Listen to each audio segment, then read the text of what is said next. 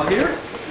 Great. Well, good morning, everyone. Welcome to the last Executive Council meeting of 2019. So sad. But looking forward to a new year, definitely. We have a big agenda today.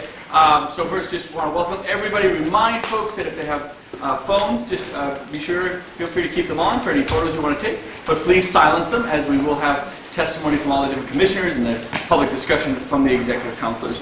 And thanks for all who joined us at the Bridges House this morning. We had a little bit of a semi-festive breakfast meeting this morning, which was great. And thanks to the folks who helped put that on as well, the folks at Administrative Services, and the Friends at the Bridges House Committee that opened that facility up for folks to enjoy. With that, I think we'll do, I guess I'm going to do the prayer and pledge. Okay, so if you'll join me for a moment.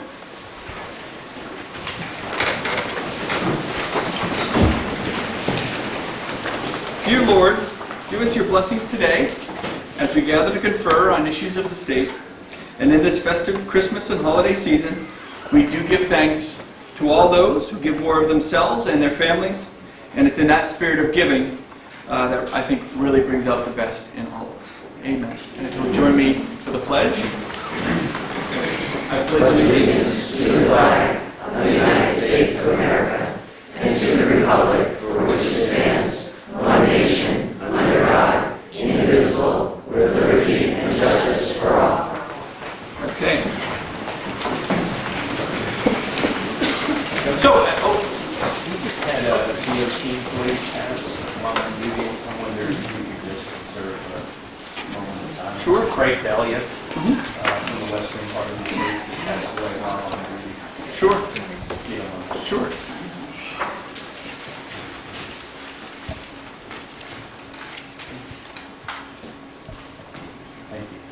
Thank you.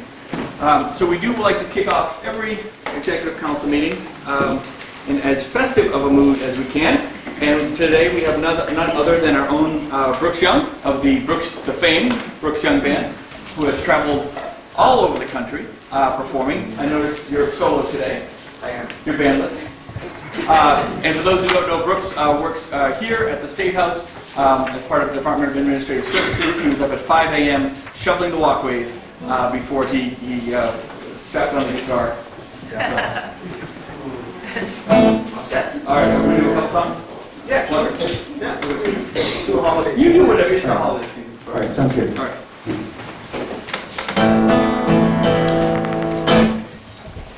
Merry Christmas, baby. Sure do treat me right. Merry Christmas, baby. You sure do treat me right. I thought you were diving me for Christmas. Now we're living in paradise. Well, I'm feeling mighty fine. I got music on the radio. Well, I'm feeling mighty fine. I've got music on my radio. Well, I wanna kiss you, darling, while we're on the Christmas show. Santa came down the chimney about 3:30. Left all these presents for you, yeah. Merry Christmas, baby.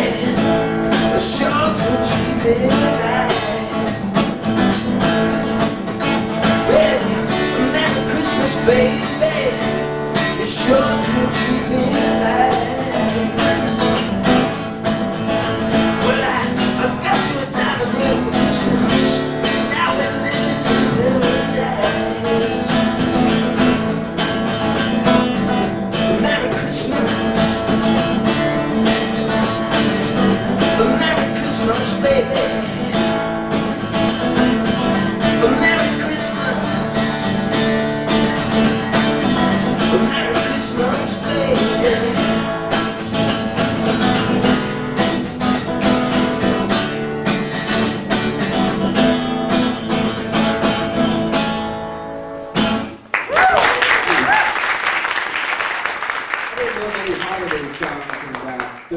upon me last night, so I was sitting on the couch with my guitar. What can I play that's a holiday tune?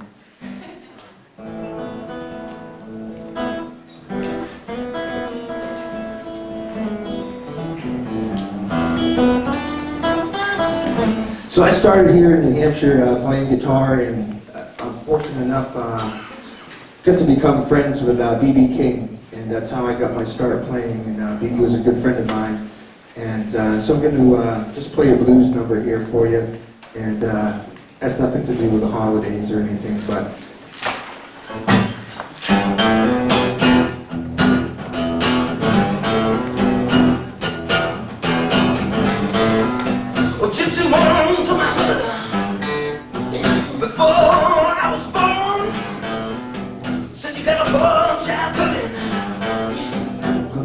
Son of a gun, we're gonna take you, girl, lead you by my hand, then the whole world gonna know hoochie coochie man, don't you know I'm here? Yeah, everybody know I'm here. I'm your hoochie coochie man.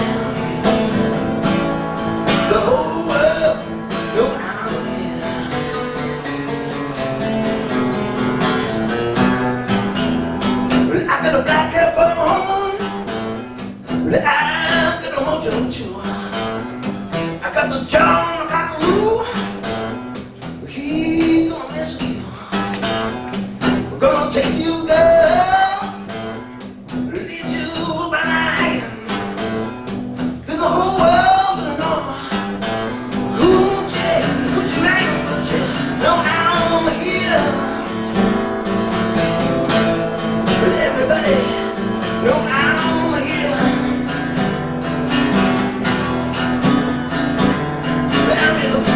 Coochie man.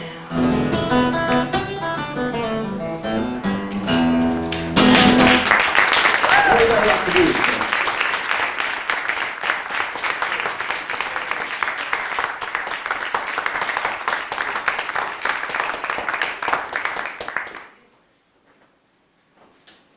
Well, thank you, Brooks.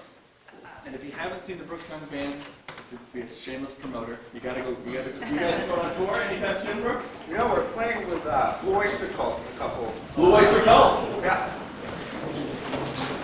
One of the greatest moments of being governor, I gotta be honest, was when I got to play cowbell with Blue Oyster Cult because of Brooks. I didn't know they were going back on the floor. That was definitely pretty interesting, to say the least. Okay, we also have a couple commendations today. So we always have a great opportunity to highlight a few fun, interesting, and really community-driven organizations and events that happen around the state. So today we have two groups that we want to commend. First is the Leominster Community School. Do we have folks here from the Leominster Community School? Come on up. We want to highlight everything they've done with our SEED program.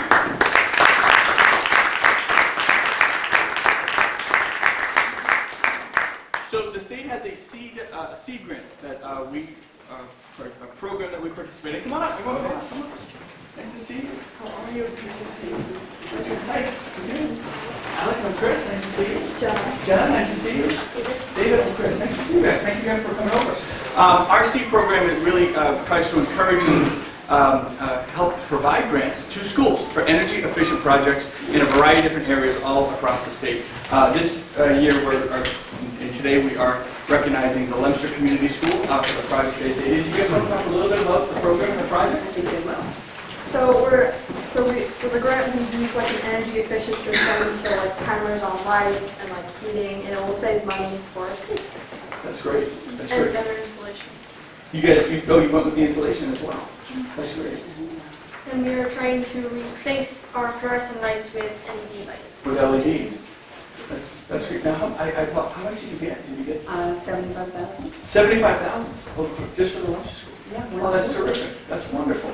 So these grants have been going around for a little bit of a few years now, and I got to tell you, some of the projects in some of the smaller schools, we're always trying to emphasize better infrastructure in our schools. We couldn't get the school building aid, that's a whole different story. But these types of grants, I think, done wonders for a lot of folks and a lot of projects that have kind of been on the shelf a little bit, but weren't able to get started because of, sometimes there's just a lack of local funding or the ability for some of the smaller districts and smaller schools especially to be able to make those investments. But at the end of the day, they're smart, they save money, and they definitely help the school as a whole. So, we have a commendation recognizing the Lobster Community Schools, whereas the School Energy Efficiency Development Grant was created to provide support and technical assistance to the school and a small community to implement energy-efficient projects. And whereas SEED encourages energy-efficient projects that will positively impact the school and promote creative solutions. And whereas Leominster Community School is the recipient of the SEED grant, the school is an important community asset as it houses students from kindergarten to 8th grade and serves both the school and the community in several functions as the largest building in town. Is it really the largest building in town? I think so. Wow, okay. That's great. Whereas through the SEED grant, the Leominster Community School will upgrade to smart control LEDs, install heating baseboards in the library, and will weatherize and air seal the building. And whereas the community's efforts in matching the funds required for the SEED grant will help promote energy efficiency savings and reduce the financial burden on the schools. And whereas Leominster Community Schools' efforts in funding these important energy efficiency initiatives benefits both current and future students. And now, therefore, Christopher T. Sununu, Governor of the State of New Hampshire, do hereby commend the Leominster Community School for their efforts to become more energy efficient and wish them the best of luck in the remainder of the school year. Thank you very much.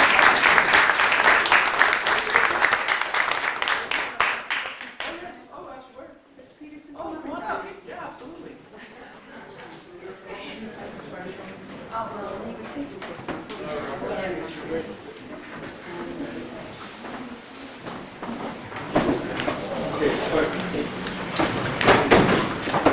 Yes. So we should take it. Hey, how are you?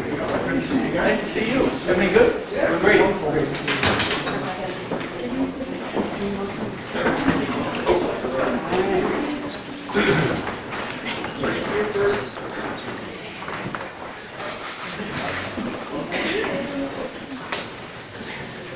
And then would the council like to join us up for a photo? When you get out. You want to go first?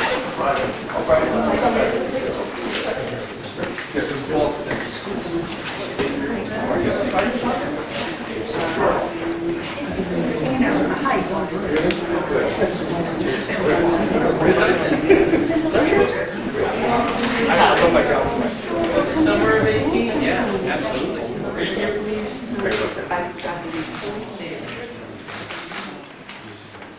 One more. Oh, wait, what's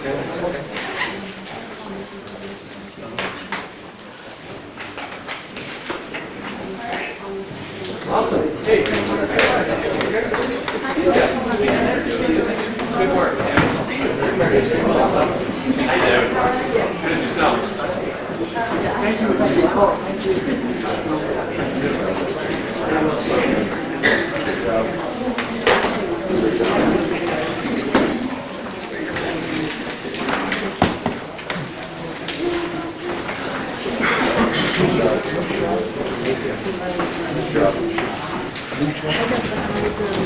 And we have one more group we want to provide a commendation to and really thank. They've been a great partner of the state for many, many years, and that's the Society for the Protection of New Hampshire Forests. And their Christmas tree farm in particular, up in Bethlehem, they provided all of the trees for this holiday season. So do we have folks from the society? Hey, Yeah, Mr. you're Jasper, protected. how are you? I feel very protected. Come on up. Everyone's kind of weaving through. Bit of an entourage. Great. How are you? Nice to see you. Good morning. Nice to see you. Hi. How are you guys?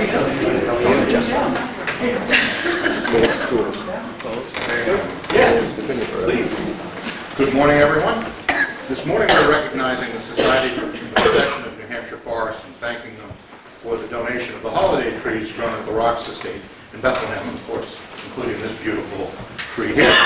We have a few people from the society with us, but I want to particularly recognize Jack Savage, the president of the society, and Nigel Manley, who is the farm manager at the Rocks, but he's also the regional coordinator for the Trees for Troops program, and he sits on their national board.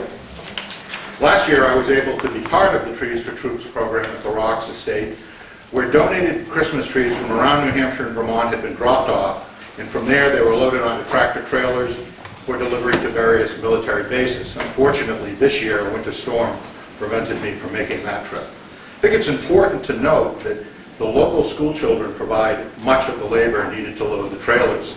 Since 2005, nearly 250,000 trees have been donated from around the country for this program. And I know that we're all proud of the fact that New Hampshire is able to participate in this through the generosity of the New Hampshire Christmas tree growers. There are nearly 200 Christmas tree growers, and their annual production adds over $3 million to our state's economy. Just as importantly is the fact that these farms keep thousands of acres in production and allow people from New Hampshire and surrounding states to experience a taste of rural New Hampshire agritourism, something that makes up an important part of who we are as a state. At the Rocks, 5,000 to 6,000 trees are cut and sold from the farm each year. Visitors to the estate can also enjoy the holiday spirit through horse-drawn hay rides, food, caroling, and more. And who wouldn't want to be in Bethlehem at the Christmas season? Thank you very much. How's everything going before we get to It's going really well. It's wrapping up a very busy season up there, working. These guys work tremendously hard. Very cold weather to make it happen. I mean, I don't know if people realize, it's huge. I mean, the Rocks itself is 1,400 acres. 1,400 acres, yeah. I was going to say, it's a pretty giant undertaking.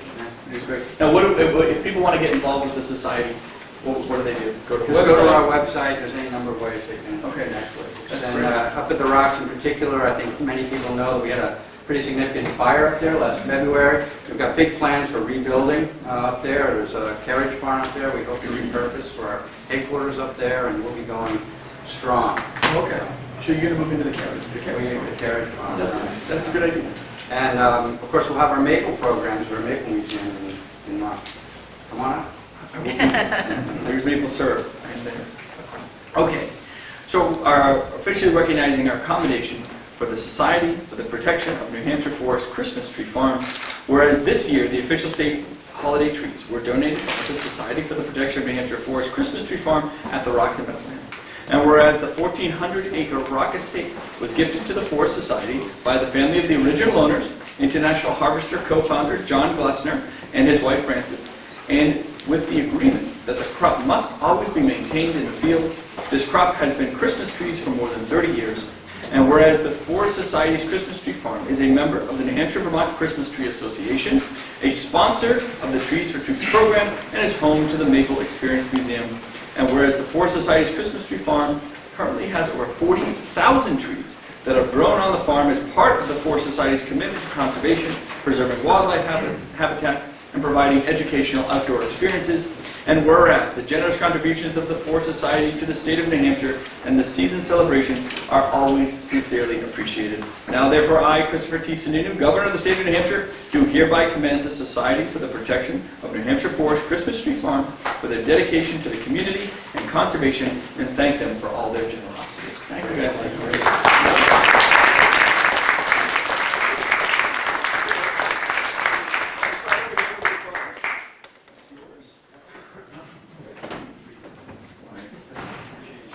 Oh, you bet.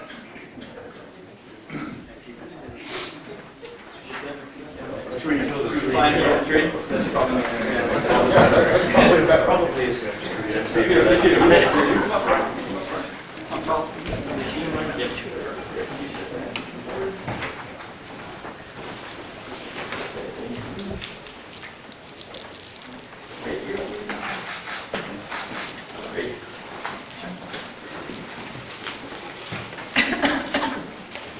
Great. Do the council want to, does the council want to surprise?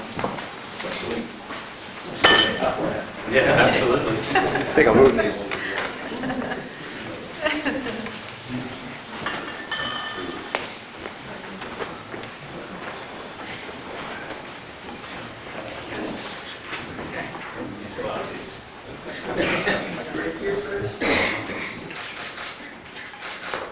Thank you. Great. Thank you, guys. Thanks for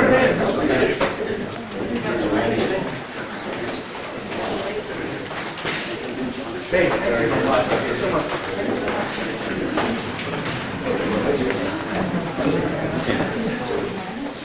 Up to you. Up to me. Up to you. Who's on first? Oh, thank you. I don't know who's on third.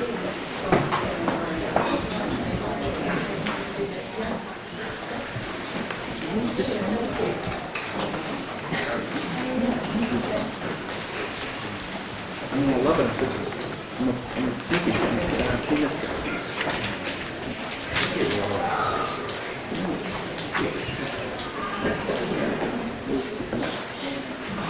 Keep an eye on you, Council. Okay. So moving forward, I'd officially call this meeting of the Governor and Executive Council to order. First asked for a motion to approve the meeting minutes from the November 25th, 2019 council meeting. Any discussion? Questions or amendments to the... Okay, seeing none, all in favor of accepting the meeting minutes as presented, please signify by saying aye. Aye. Any opposed? Meeting minutes are accepted. Next, from the Office of the Secretary of State, we have our civil commissions. Could I please have a motion to confirm the list of civil commissions? So moved. Second. All in favor signify by saying aye. Aye. Any opposed? The list of civil commissions is approved. Are there any changes, nominations to add on to the list of civil commissions? Seeing none, the matter of civil commissions is concluded. We do, before us, also have the precept for a special election. We have one precept regarding a special election. The special election has been requested to be held to fill a vacancy in the representation of Merrimack County State Representative District Number 24 in the town of Hooksett. The filing period is set for December 23rd, 2019 through December 27th, 2019. The primary election will take place on January 21st, 2020, with the special election being held on March 10th, 2020. Only one person from each political party files, then there will not be a primary election, and instead the special election will take place on January 21st, 2020. At this time, I'd ask for a motion to accept the precept for Merrimack County District 24 in the town of Hooksett. So moved. Second. Any discussion? Seeing none, all in favor signify by saying aye. Aye. Any opposed? And the precept is accepted.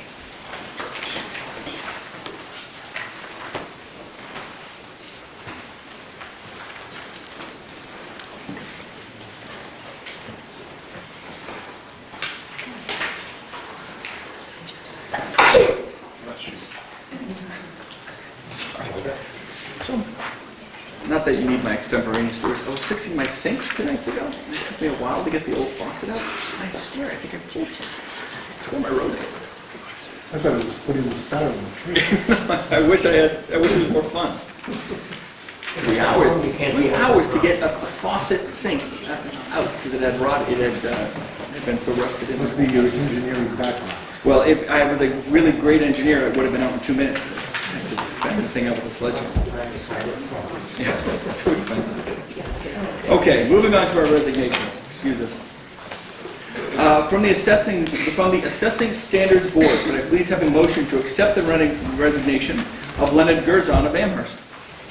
So moved. Second. Any discussion? Seeing none, all in favor signify by saying aye. Aye. Any opposed? The resignation is accepted. From the Board of Home Inspectors, can I please have a motion to accept the resignation of Robert Gray of Windham? Yes. So moved. Any discussion? Seeing none, all in favor signify by saying aye. Aye. Any opposed? The resignation is accepted. From the Compensation Appeals Board, can I please have a motion to accept the resignation of Tim King from Manchester? So moved. Second. Any discussion? Seeing none, all in favor signify by saying aye. Aye. Any opposed? The resignation is accepted. And from the Passenger Tramway Safety Board, can I please have a motion to accept the resignation of Mark Petrozzi of Guilford? So moved. Second. Any discussion? Seeing none, all in favor signify by saying aye. Aye. Any opposed? The resignation is accepted. Okay, moving on, we have our list of confirmations today. Can I please have a motion to confirm Richie White of Rye to the Advisory Committee on Marine Fisheries? So moved. Any discussion? Seeing none, all in favor signify by saying aye. Aye. Any opposed? Mr. White is confirmed. Could I please have a motion to confirm Vicki Irwin of Brookline to the Board of Acupuncture Licensing? So moved. Second. Any discussion? Seeing none, all in favor signify by saying aye. Aye. Any opposed? Seeing no opposition, Vicki is confirmed. Could I please have a motion to confirm Steve Roberge of Peterborough to the Board of Foresters? So moved. Second. Any discussion? Seeing none, all in favor signify by saying aye. Aye. Any opposed? Stephen is confirmed. Could I please have a motion to confirm David Rodriguez of Sanborn as the Director of Operations to the Division of Operations for the New Hampshire Department of Transportation? So moved. Any discussion? Seeing none, all in favor signify by saying aye. Aye. Any opposed? David is confirmed. Could I please have a motion to confirm Eric Anderson of Portsmouth to the Division of Ports and Harbors Advisory Council? So moved. Any discussion? Seeing none, all in favor signify by saying aye. Aye. Any opposed? Eric is confirmed. Could I please have a motion to confirm Margaret Jacobs of Enfield to the New Hampshire State Council on the Arts? So moved. Second. Any discussion? Seeing none, all in favor signify by saying aye. Aye. Any opposed? Margaret is confirmed. Could I please have a motion to confirm Richard Lewis of Plymouth to the New Hampshire Land and Community Heritage Board of Directors?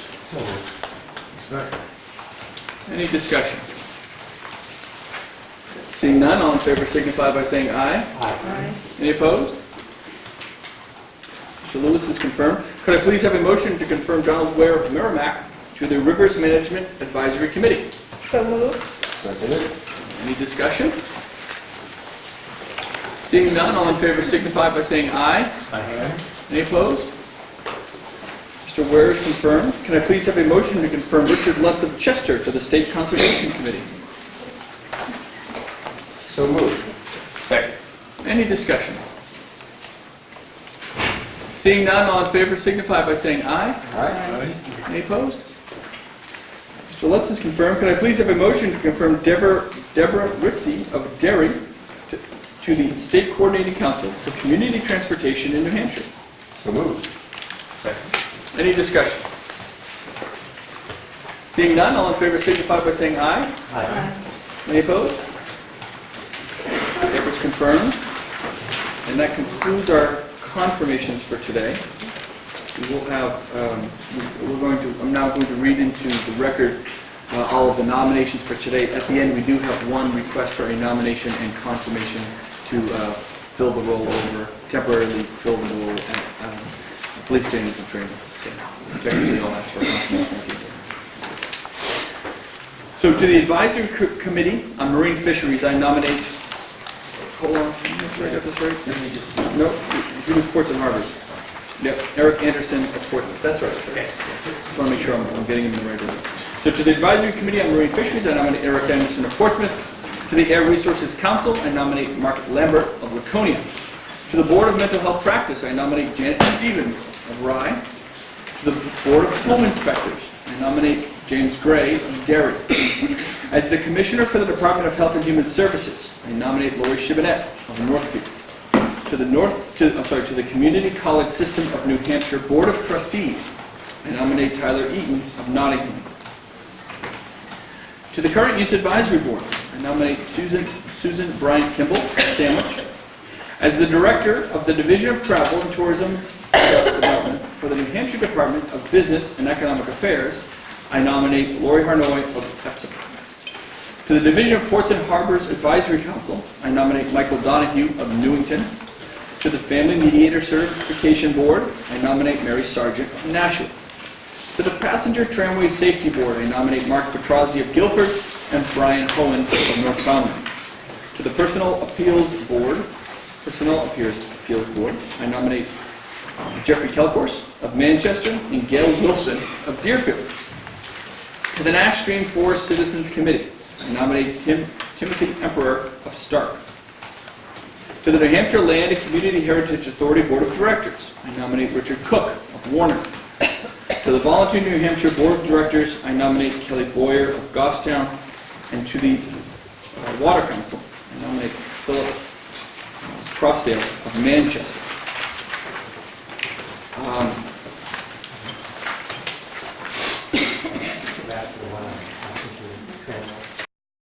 Mark Petrozzi?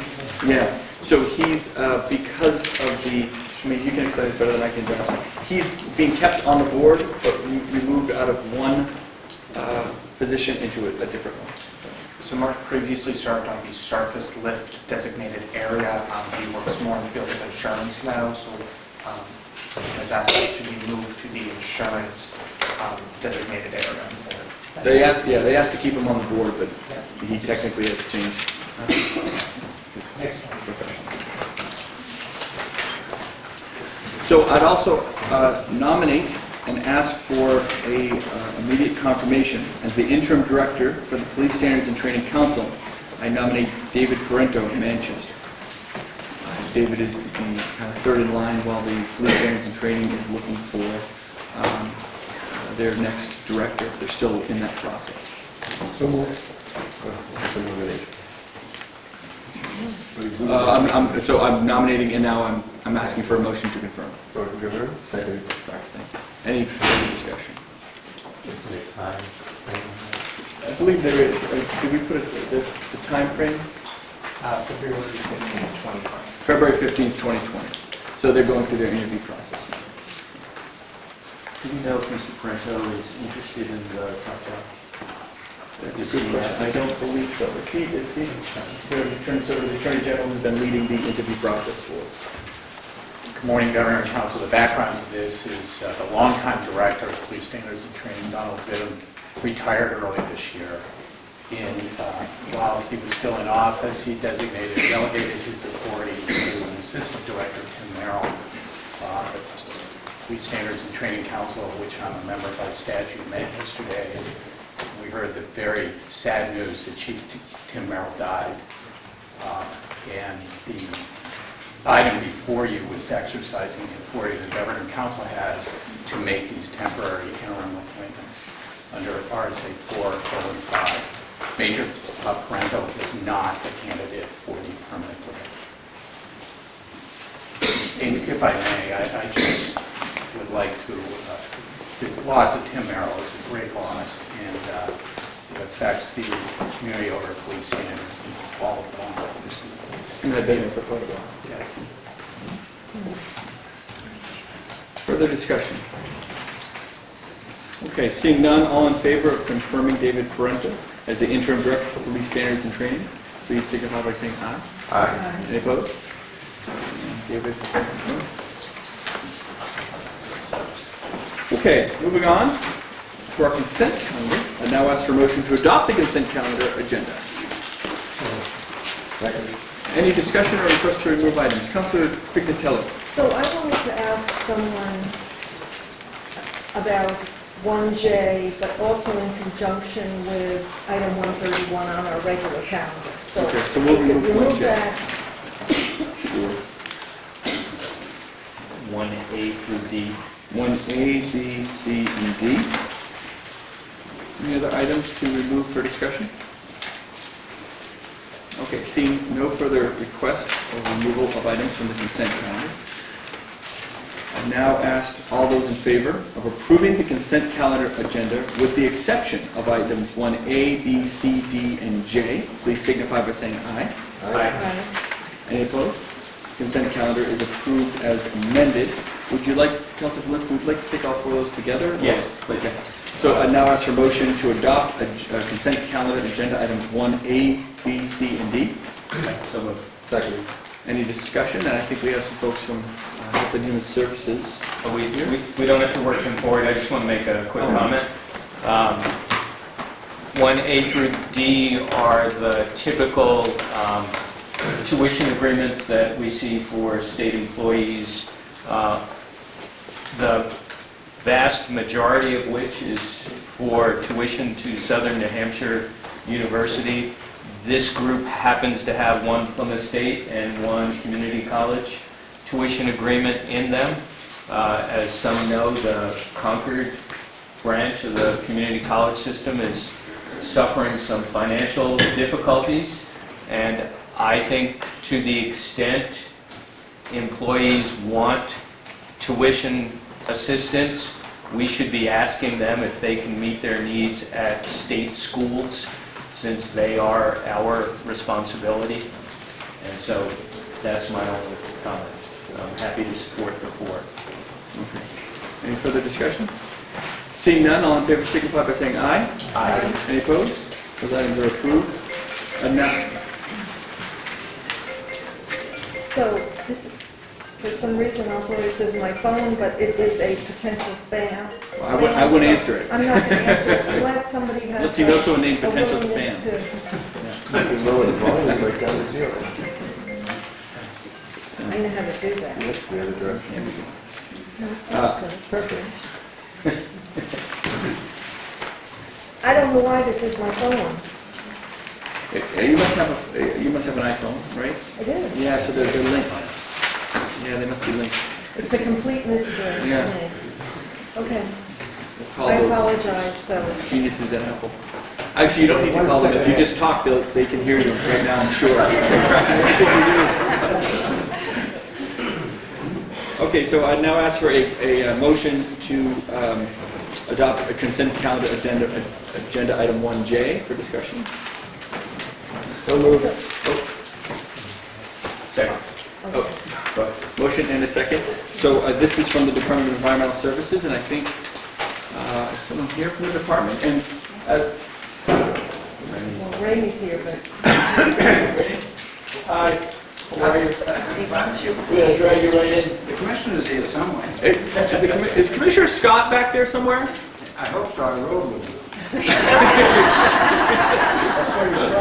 Merry Christmas. He's out of here. Is Bob back there? That was your Uber. Okay, he might be so on the maybe hallway. Ramey. Yeah, so maybe. So I'm going to get you Ramey for 38, 41, 42, 43, and 44 when we get there. But this is item 1J and item 131. Membership So dues. 1J is a membership due Yes, they drinking water.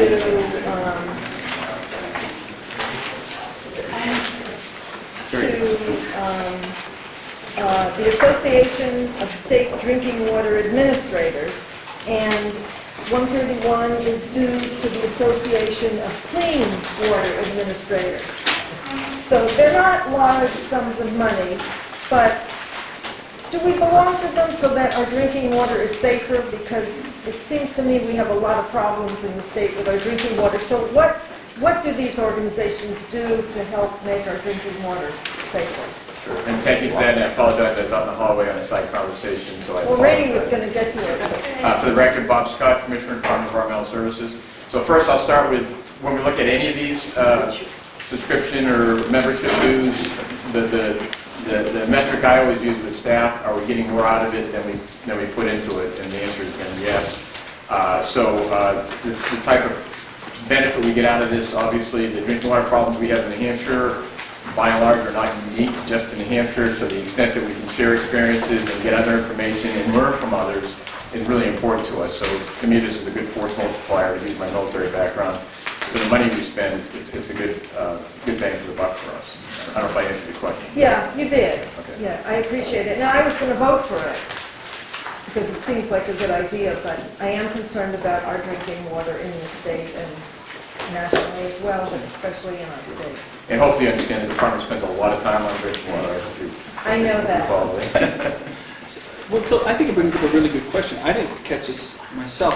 So there's an Association of Safe Drinking Water Administrators and an Association of Clean Water Administrators. Safe and clean, we want both. One is twice as much as the other. I guess, first of all, why isn't that one in the consent calendar? That's an issue I'd ask for you guys, I don't know. What's the difference? Do you have any, if you don't know, you get back. I'm less familiar with this particular group's. Typically, when we talk clean water, we're talking wastewater, just like the clean water state revolving loan fund, for instance, compared to the drinking water state revolving loan fund. So that's kind of inside speak, if you will. Okay. Okay, so we're assuming one has to do with Drinking water. drinking water, one has to do with just clean water discharge effluent. Right, or stormwater or wastewater. But one you don't want to drink directly, the other you do want to drink. Okay. Do you know why are there a couple membership dues issues that aren't, those come under the consent? Joe knows. Oh, sorry. Oh, hi, Joe. Sorry. Joe Bouchard, Minister of Service. First question you had was about why the item was not on consent. Consent calendar doesn't allow retroactive items. So any retroactive items, any items that would normally be in consent, if they're retro, can't be on. And this is retroactive Back in to the the budget? July side. Yes. Public business budget. Yeah, so we have two issues. Sometimes we get generically again, sometimes we get the invoice after the fact. The other thing I did strategically as commissioner when we were doing the continuing resolution, I said let's hold off on things that we can until this gets resolved. So that was something we don't normally do. Okay. All good answers. Thank you. Thank you. Sorry I was in the hall. Thank you. Any further discussion on item consent calendar item 1J?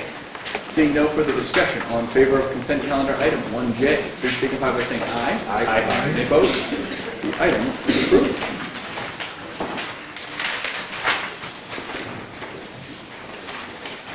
Moving on to our regular agenda. I now ask for a motion to adopt agenda item 7 from the Department of Health and Human Services Financial Services. So moved. Any discussion on item 7? Seeing none, all in favor signify by saying aye. Aye. Any opposed? Item 7 is approved. I now ask for a motion to adopt agenda items 8 and 9 from the Department of Health and Human Services from the Division of Long-Term Supports and Services. Please note that items 10, 11, and 12 are not used. So moved. Second. Any questions on items 8 and 9? Seeing none, all in favor signify by saying aye. Aye. Any opposed? The items are approved. I now ask for a motion to adopt agenda item 13 from the Department of Health and Human Services from the Glencliff Home. Any discussion on item 13?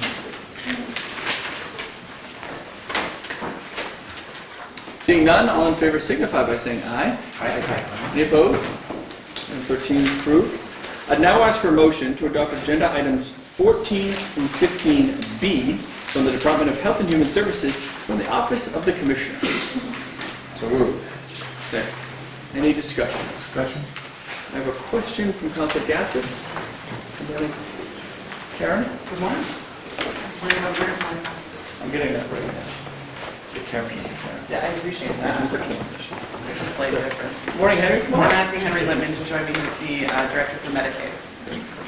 Number 15, is that basically opening up those 3 contracts that we heard a while ago?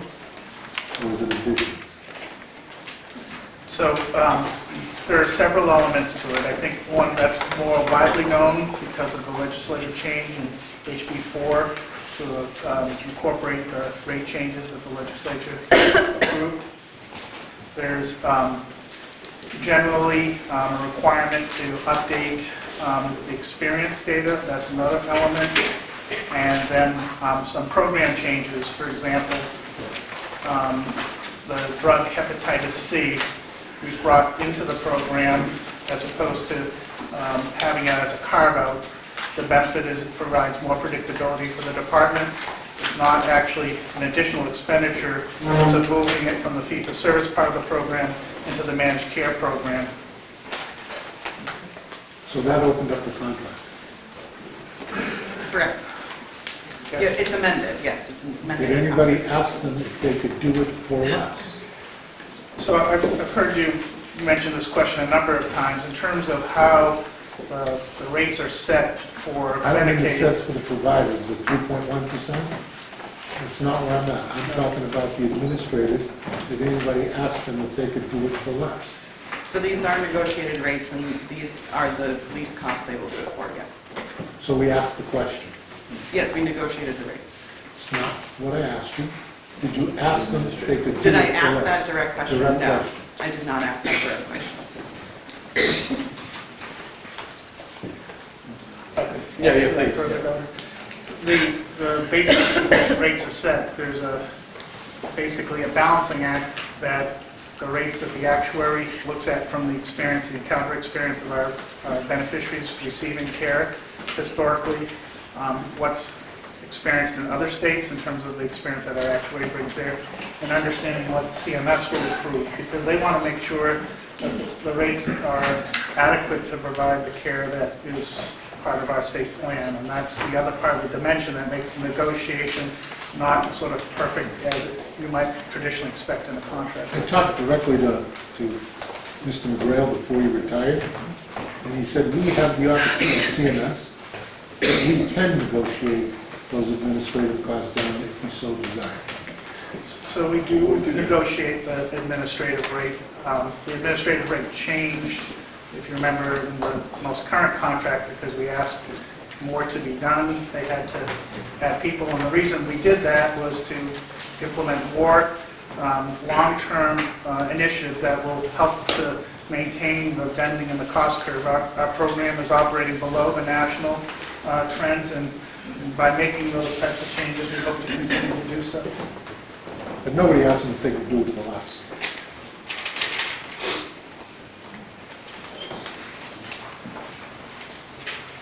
Yes, Councilor Cronin.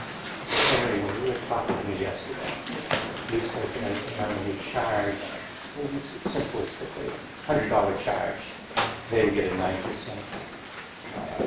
administrative fee. Now it's $103.20. They still only get a $9. Correct. That's part of the negotiation that we went through, is that the 3.1% is a sort of an across-the-board generally fee schedule change. There's nothing more that they're doing, and they're basically processing the same claims largely. So they didn't get any additional administrative allowance. And the example you gave is it was a $100 fee that they paid. If they were getting, if the administrative load is 8.9 today, $8.90, right? If now it's $103.10, they're still getting that same $8.90. So that was part of the negotiation, was we're not going to pay you any more to just process the same claim at a different rate. Okay. Further questions on any of these items, 14, 15, 15A, or 15B? Okay. Seeing none, all in favor of items 14 through 15B, please signify by saying aye. Aye. Any opposed? No on 15, just to be consistent with my last vote. Sure. Councilor Gass is voting no on 15. The items. And that's not for the increase. It's for the increases. That's just a reduction in administrative fees. I now ask for motion to adopt agenda items 16 through 17C from the Department of Health and Human Services from the Division of Public Health Services. So moved. Second. Any discussion? Seeing none, all in favor signify by saying aye. Oh, I'm sorry. Just one quick thing. Oh, sure. It's swing. Trustees of Dartmouth College, Lebanon, New Hampshire. Trustees of Dartmouth and Lebanon. It should be, I would think. Right? I mean, it's not here, but I think it's like... So the question was that the trustees of Dartmouth in Lebanon should not be handled. Item 17C. I can't answer that question. I'm assuming that the trustees, that particular service is in that particular town. But I don't know the answer to that question, but I can find out for you. It's not crucial. No, it's a good point. It stands out. Yeah, when you hear Dartmouth, you don't think of it. Any further questions on any of those items? Seeing none, all in favor of items 16 through 17C, please signify by saying aye. Aye. Any opposed? And the items are approved. I now ask for a motion to adopt agenda items 18 through 22 from the Department of Health and Human Services from the Office of Medicaid Services. Please note that items 23 and 24 have not been used. Second. Any discussion? Discussion on 20, 21, and 22. Do you have some questions on these items?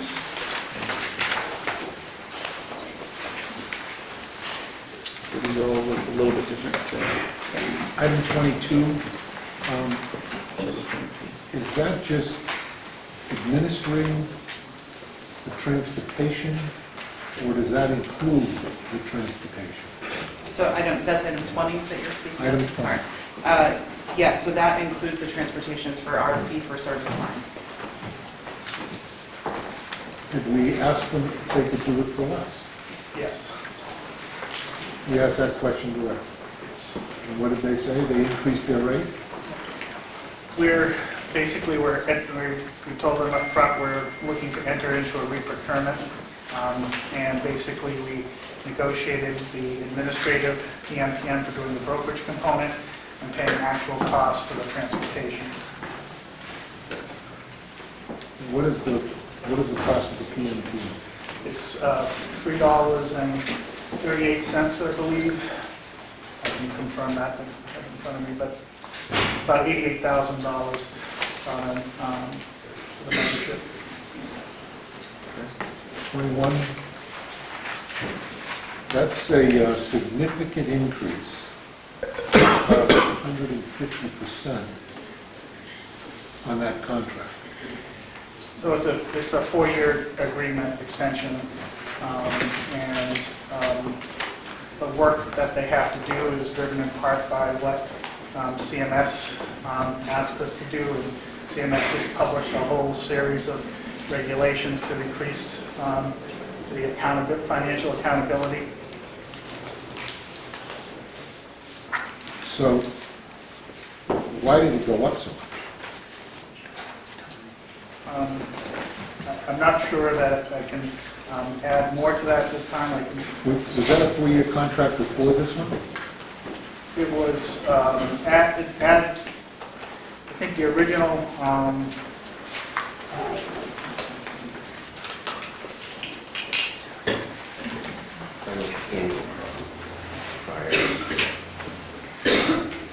It was originally approved in 2010. So my guess is it's also approved in 2014 and now again in 2018. Yes. So that's probably. So you're saying the change of scope are from CMS? Right, as well as trying to stay current on our settlements. There was, again, sort of maybe an involved story here, but in terms of some of the ability to settle things in the past were held up by different litigation and changes that had occurred. So we're trying to keep pace with being current with our cost settlements with providers. Okay. And 22? Or 20? No. I just did. The first question was about 20. First question was 20, second question was 21. Oh, sorry. Third question is a $12 million increase in our pharmacy spend, which is a 50% increase over the $25 million that we're spending now. So this is actually not the purchase of drugs. This is the pharmacy benefit administration, the management of our preferred drug list, the utilization review, the processing of claims. I think if you look at the different accounts, the variation in cost per year is not that significant. Runs between 2.3 to 2.5 million. I think we're talking about over the range of the different years. We also added in this time as a cost savings public health in terms of processing some of the pharmaceuticals that they're involved in. Right, but we haven't gone out to bid on this item since 2010. So part of also what they provide is an IT component, and in part of the capital budget process, we looked at potentially doing a re-procurement. Given all the other priorities in the state, it was something that we could wait longer on, and so this buys us the time to be able to have it considered a future plan. Governor, there are so many contracts that are in here, over 200 items that are 10 years old. We just keep coming back with the same company. We don't go out and bid them. I think that right now, there's an awful lot of aggressive people out there looking to get into play and reduce our costs, and I don't know why we aren't doing it. If I could also add here, in terms of a lot of the costs here are picked up by the federal government, and there's a certain amount of pre-planning steps that we need to undertake to go that in terms of just as a regular budget amount. We thought this would be like an $8 million plus capital expenditure. That's just from a budgeting standpoint. And so I guess in terms of the various priorities, we have to have the system in place. We depend on it to get the $33 million in drug, $33.5 million in drug rebates that are budgeted by the legislature. We didn't really have an option from a capital standpoint to replace the system. So just because it's federal dollars, we don't look to see if we can do it for us? No, that's not what I said, Councilor. What I was saying that we didn't really have it. If you look at the cost change from year to year, there's not a very much significant increase in this contract. The large amount is the time frame that we're talking about, and the reason we need to stay with the current vendor, there's no realistic option for us to migrate off this system to another system with the dollars we have available capital-wise, or what we would need from an approval standpoint. As a department, we will be required to submit a capital budget request this spring for the 22-23 budget, and I would expect that this will be part of our capital budget request, so that we can RFP it. I didn't know if somebody else. Oh, you said go right ahead. It's okay, I'm behind you. How much is that? $33.5 million is what was budgeted for the department to bring in rebates, which is an increase from about $26 million in the previous year. So it's $7.5 million increase. Yes. You guys Yes. is that realistic? We're going to do our best to do so. It will be a challenge, but what's been going on in the drug market is a little bit unpredictable. I think there seems to be shifts in where federal policy is going, but as it stands right now, we really need this system to be able to even have a chance at it. I like your question, though, Councilor. So much comes out of the legislature, and I'm asking the same question. Is that realistic? I mean, you got to make sure it's practical. What we do is actually practically implementable. Thank you, Governor. Not to add to your burden, there are national problems with pharmacy benefit managers being opaque, their clients not really being able to see specifically what they've negotiated and where the price breaks are and how the rebates are actually done. How do we stand with Magellan on getting real good transparency so that the professionals in your department can follow their activities? Probably a better characterization of this is a pharmacy benefit administrator. The Medicaid program has certain advantages over the commercial market with respect to the transparency of items. We participate in a drug pooling with other states in terms of how prices are set. The MCOs on their part of it have to provide the ingredient costs separate from the administration and dispensing. I think that it is a challenging industry, but I think in terms of compared to what commercial experience is, I think we're in a lot better position with respect to transparency. So if I can just follow up. So are you saying that for the Medicaid pharmacy purchases, we have this kind of transparency that we probably don't have with our state self-insurance risk pool? I'm not familiar enough with that, but just generally, it's in the commercial market, there's actually a much different way in which prices are established for the drugs. Thank you. Thank you, Governor. Further questions on any of these items? Again, we're talking about 18 through 22. Okay, seeing no further discussion, all in favor of items 18 through 22, please signify by saying aye. Aye. Any opposed? Any items are approved. I now ask for a motion to adopt agenda items 25 and 26 from the Department of Health and Human Services from the Division of Behavioral Health. So moved. Second. Any discussion? Seeing none, all in favor signify by saying aye. Aye. Any opposed? Items are approved. I now ask for a motion to adopt agenda items 27, 28, and 29 from the Department of Health and Human Services from New Hampshire Hospital. So moved. Second. Any discussion? If I could? Counselor, yes? Yes. I have a question on item 29. I think Ms. Shivenet is here.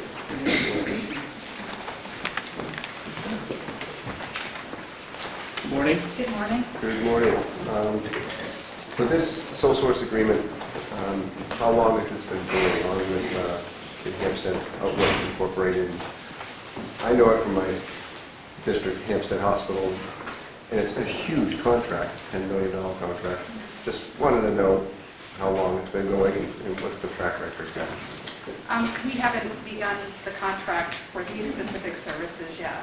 So to provide children's services for involuntary patients, that's what this contract is for. Hampstead has served children voluntarily and adults for several years. We've been looking for a space to relocate kids now for probably about 7 or 8 months.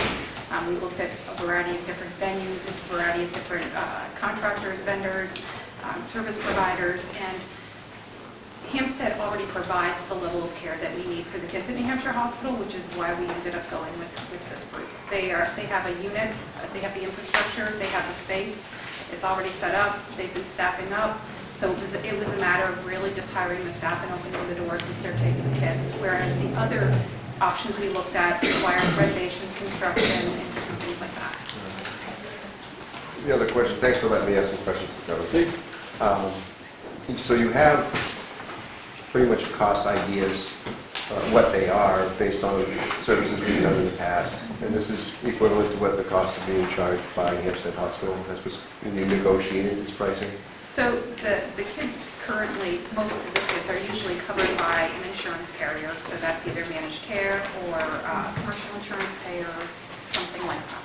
So Hampstead will continue to bill those agencies for the cost of care. What we will do through this contract is supplement non-covered days, which we currently pay through New Hampshire Hospital anyways. The cost of that service is in the New Hampshire Hospital budget, so we will be moving that cost through this contract to Hampstead. Very nice.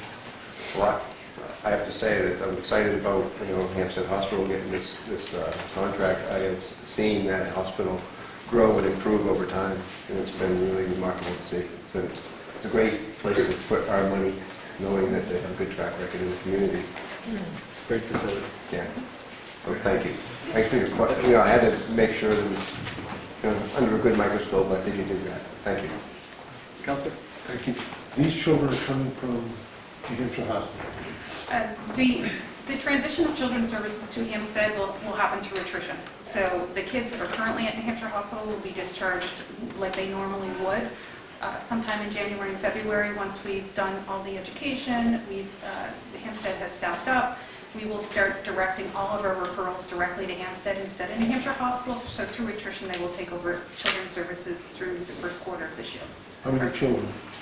How many children? We expect about 1,000 kids served in this contract. They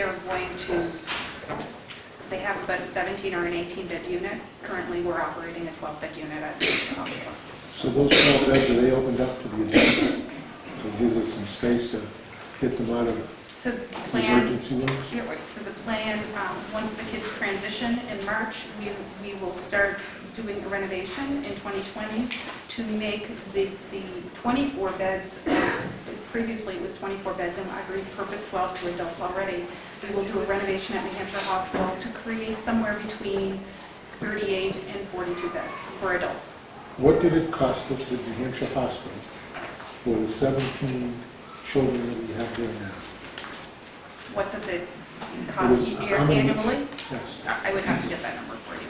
Ballpark? I don't have the ballpark. My CFO is here. No? We would have to, we could run those numbers and get that to you today. Thank you. And if I may, it just comes down to the same question I had. You already know what the amount that the state pays for services to those children. You're just changing the location for them to be done, and it was equivalent, was my question. Yes. Is it Yes. equal? I'd like to see that if you Sure. don't know it. We can run that analysis for you and send that off. The same question that... Sure. Yeah. Thank you. Councilor I didn't plan on asking a question, but the children who receive psychiatric care at the state hospital and then at Hampstead, when it's opened up. What are their age ranges? Currently, we take 3 to 18, or just under 18. Traditionally, about 80% of our kids are going to fall between the 12 and 17-year range. We do get 4, 5, 6-year-olds occasionally.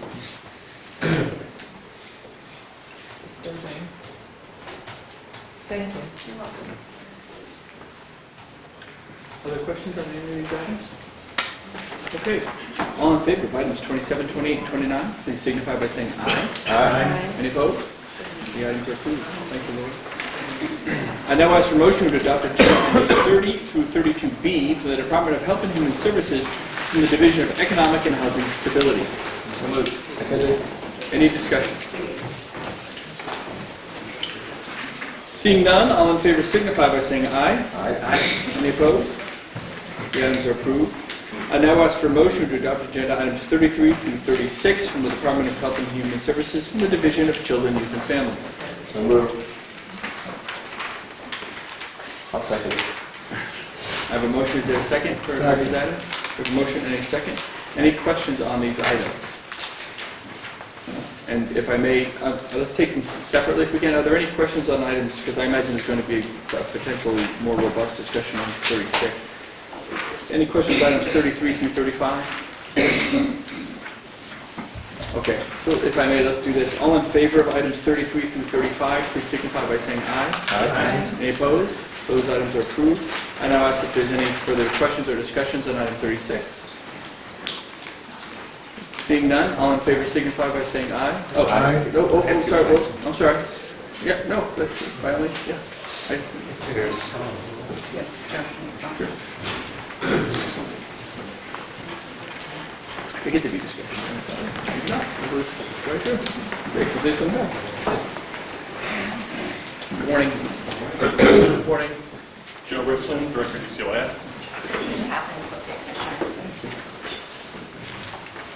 Could you explain the program, how it works?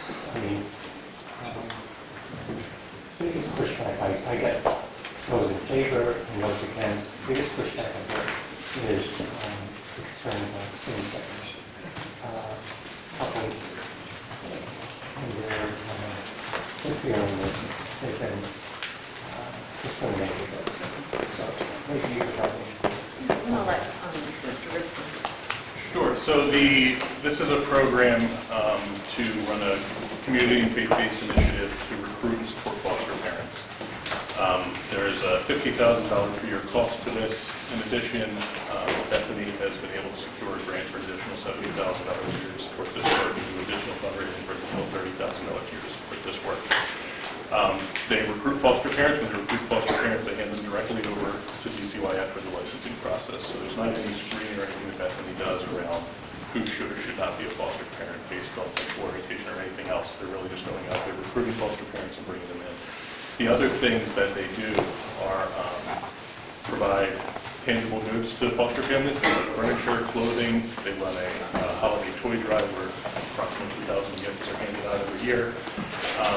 And they also engage in some work for DCYF through that Wendy's Wonderful Kids grant, the $70,000 grant that I mentioned, to do what we call case mining, which is a process that's used to help identify homes for children that are hard to place, children that have been in the foster care system for a long time, and that it's hard to find adoptive families for them. And one of the key means that people use to identify this, and this is a national trend, where I came from as well, as you go back through the history and you try to look for anybody who's had anything to do with this child in a positive way that might be interested, and you kind of reach back out to those folks and try to bring them back.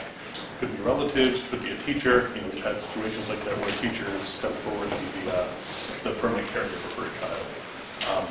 It's a really important part of the work that we do, but it's a very labor-intensive part of the work we do. So with the additional funds they're able to bring in to support the work, that helps us advance the cause of finding homes for these children.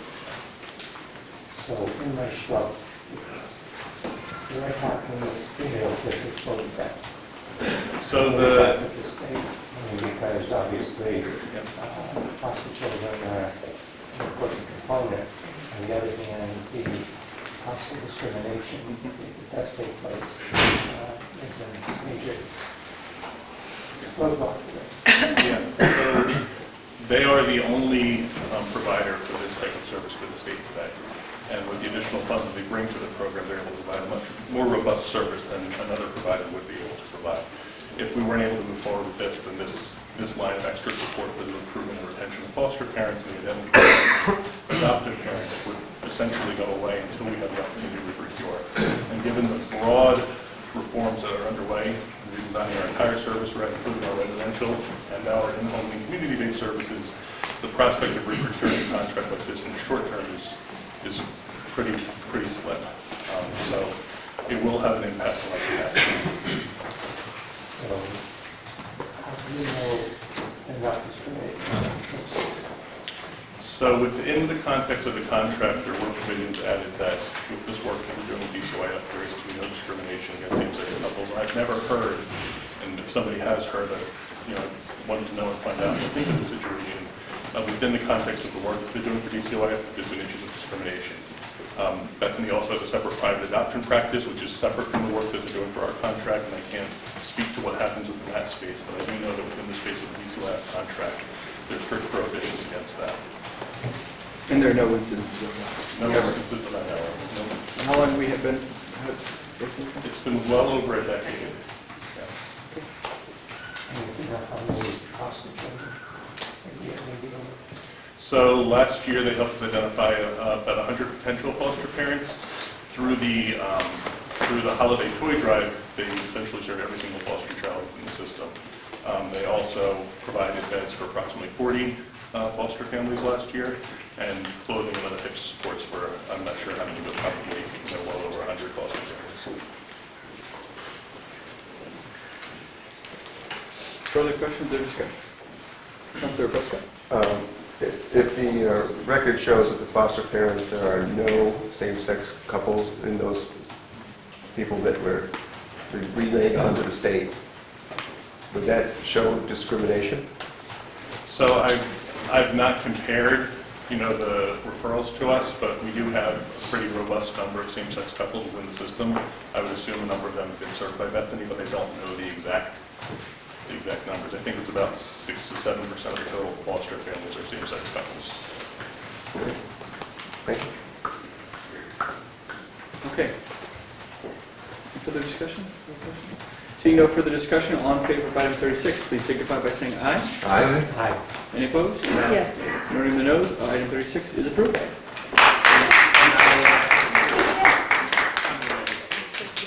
Sure.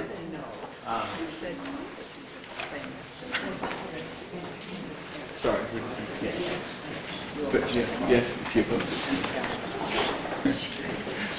I Yes, think sir. this is the division that's involved with Sununu Center press release on Monday. I just wondered, while they're here, if they could give us 2 minutes on what the status is and how that relates to the fact that New Hampshire has chosen Granite Pathways as a hub. And do we have concerns about their hub-related activities because of what appears to be an abject failure with the juvenile substance abuse treatment program? So, yes, we are in the process of reviewing his report. I'm sorry, I got to be clear. That is not the Sununu Center. Right. The Granite Pathways Adolescent Treatment Center is different than the Sununu Center. No, but there's a very distinct difference there. I accept the correction. It happens to be located on the property, which is how I think of it. And I was actually just going to reaffirm that. We are in the process of reviewing all of our Granite Pathways contracts. This particular program, as you probably know, fills a very important need that we have in New Hampshire, which is to provide substance use services to adolescents in our state. We are currently reviewing all of the contracts to ensure that we are being provided the services to meet the needs of. We have an array of contracts in the behavioral health sphere. I believe it's 6 at this current time with Granite Pathways. So each of those are being looked at, both in terms of the targeted audience, the outcomes, and looking at them in terms of the financial performance as well. So if I can follow up. Please. So I read in this morning's paper that Moira O'Neill, the child advocate, doesn't appear to be getting timely answers from your department about what happened at the treatment center. Can you update us on what we're doing to get the advocate the information she requires? Certainly. So actually, Joe Ribson and his team does meet with Moira O'Neill, as well as I join them as often as I can on a regular basis. There is certain information, certainly, that we can provide directly to the child advocate that's different than what we can provide in the public because of the confidentiality Right. of the youth. Right. We are providing that information as we can, as it unfolds and it comes forward. One of the things of note that these youth that were at Granite Pathways may be DCYF connected, but are not necessarily placed by DCYF at the facility. So there's an effect on some of the sharing information because of that. So is it correct that she's not getting everything that she asked for, whether public or We have private? been meeting with her and providing her information as is requested and as we have available. We're continuing to dig deeply into some of the information she requested, like the background information and Yeah, those kinds of I things. think So we that's are important. providing it as we have it come available. But just to reiterate, not every child necessarily in there is part of the Division of Children, Youth, and Families. It is also part, obviously, of BDAS, the Bureau of Drug and Alcohol Services, share responsibility there. So there is overlap, and so therefore there is the limitations, legal limitations in terms of what can and cannot be provided. Well, is there information that legally can't go to the advocate even under the confidentiality approach? Anything about a youth, we share as much as we can with the child advocate. She in fact has direct access to our Bridges system, so she can look at any DCYF involved youth and see what information is in there. What we try to be conscientious about when she asks questions about supervision, for example, if that might indicate information to her about a youth that is non-DCYF involved, we have to be very conscientious about that. No, I would expect you to be. So are there young people who were at the center that are not DCYF related? Yes, there was. And is that where the hold-up in information? That's where some of the difficulty in sharing the information is. And we actually used the questions that she put forth in order to inform our on-site review and observation of the program while I was there. I did it personally. I was there for multiple days and used the questions that she has as guidance to be able to provide that to Joe and his team and then to provide to her. Last question. Ballpark on when you'll finish the review of the 6 contracts? So we are looking at before the end of this month. We put out a time frame of 30 days from the date of notice, and we, at this point, are looking like we'll be able to finish that up on time. And you'll give us a sense of what your findings are. There were real issues raised with the contractual terms not creating good supervisory opportunities for the Department of Granite Pathways. That's what was reported. Yes, so we are providing an update to the governor's office on what our findings are. I would share that we are certainly using this as much of a learning opportunity as possible as we look forward, believing that these continue to be services that we need. As we look forward, we're going to use all of that information we can to inform a future procurement process as we move forward. Okay, I got to say, I depend on you to help me understand what supervision is appropriate and required in these circumstances. So I'm glad it's a learning opportunity, but if you guys didn't have the expertise, probably should have let us know that. Well, let's be careful. What is lacking? What expertise contractually? I think the commissioner just said they're using the gaps in contractual terms to inform their future contracting, particularly around the department's ability to supervise an agency. No. And I rely on you to know that.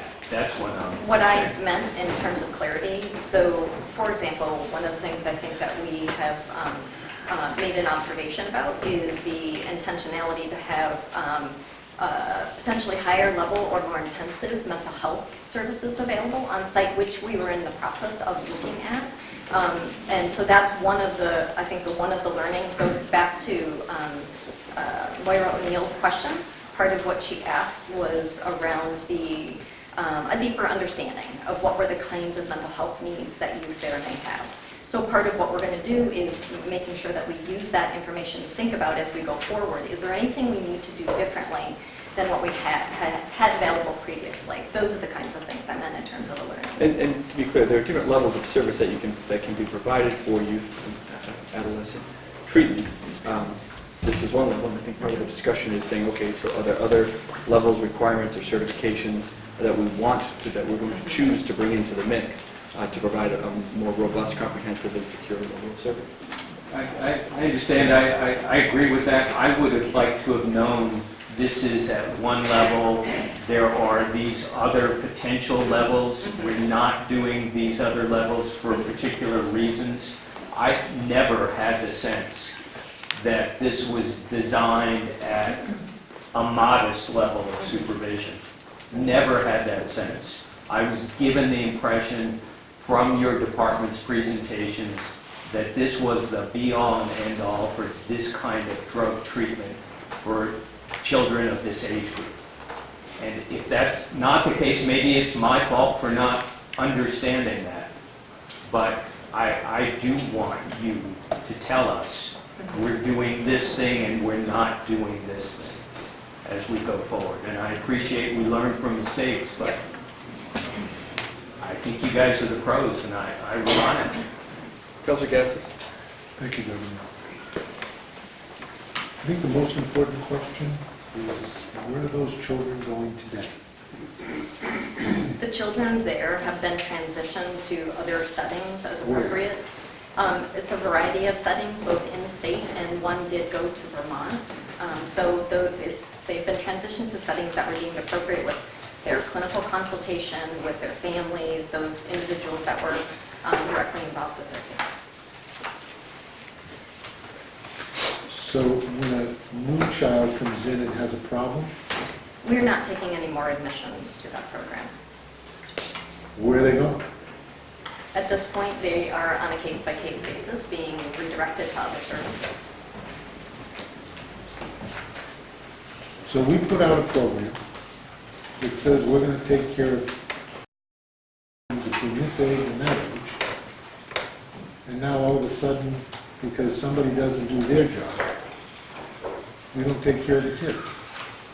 We just decided to say, we're not doing it anymore. I'll answer that. To be fair, we took immediate action to get a bad contractor out of the situation, and we'll take immediate action to bring potential new contractors in under new structure. It's not that we want to end the program, it's that we need to bring in a new contractor. So this is very specialized services. We weren't just going to bring somebody in on a whim. Again, I think to Councilor Valinsky's point, and the questions being raised here, to make sure that whatever changes we want to make can include into the contractual of the services and the level of services we're going to provide, and whether we want to include the mental health, the coexistence of the mental health services in there, whether it should be a secure facility or not. I mean, those are very different situations. We'd probably need a plan amendment to the federal government to make sure that we can, when the changes we want to make, we want to do right. So there's a couple different aspects here. I think what we've basically said is we're going to pull back, make the change to the program, and bring somebody in. But remember, this program didn't even exist a year and a half ago. I mean, there was nothing in the state, nothing. So we got it up and running, and now we have to keep it running, but keep it running with a good contractor with the right level of service. But it's not. No, and nor should it be. Not right now. And I don't disagree with you, and I can respect where you're coming from, but I guess I'm looking to say, okay, if there's a child in need, what do we tell them? What do we tell that parent that picks up the phone and calls them? What do you tell them? At this point, we are continuing to work. Some of the kids that were there were worked through our managed care services, and so we're continuing to work with providers across the state to enable as much as we can for those services, those needs to be met. So if I called you today and said to you, I have a child that has a problem, do you see me? Do you have me come in? Do you direct me somewhere? What do you do? It depends on, so the call wouldn't come to me necessarily, but the call would go directly. In some instances, about half of these kids, a little more than half of these kids, were actually working through with their parents through their insurance organization, so it would still be It would still be that same sort of clinical assessment would take place as did before. In some instances where DCYF is connected, they would assist as they can. But these were, in many of these instances, these were parents choosing to place their youth there, so we would continue, the department and our connected providers would continue to work with them to try to find the right placement. And they all had insurance. They had insurance of one kind or another. Give me an explanation of one kind or another. Meaning Please. either private insurance or Medicaid. And if they're on Medicaid, what do you tell that parent? Again, we work with our other providers that are able to take them. Some of those are providers that many folks here in the room are aware of, such as Hampstead Hospital and other locations that are able to take the youth. Well, the reason why I'm asking those questions is because I had a parent call me and said that they had a child who needed help. And they called the department and they told them they weren't being offered, they aren't offering any programs for the youth at this time. So one of the things I would offer is we have a Children's Behavioral Health Bureau that certainly if you want to channel any of those questions or concerns in my direction, I can make sure that our Children's Behavioral Health Bureau is enabling and supporting any families that have questions about seeking this kind of care. And to be clear, there are programs throughout this entire state dealing with adolescents with substance misuse and abuse issues. This was a unique facility that was inpatient treatment, intensive inpatient treatment, for a very small and select group of children. Again, there are opportunities still, whether it's out-of-state placement or working with the insurance companies or working with the families, to get those kids placed for that selected population. But I don't want people to misunderstand that all of a sudden we have no, that we've given up on kids or something in the state. Absolutely not. If anything, we're just advancing and getting up the program where it needs to be to deal with the population.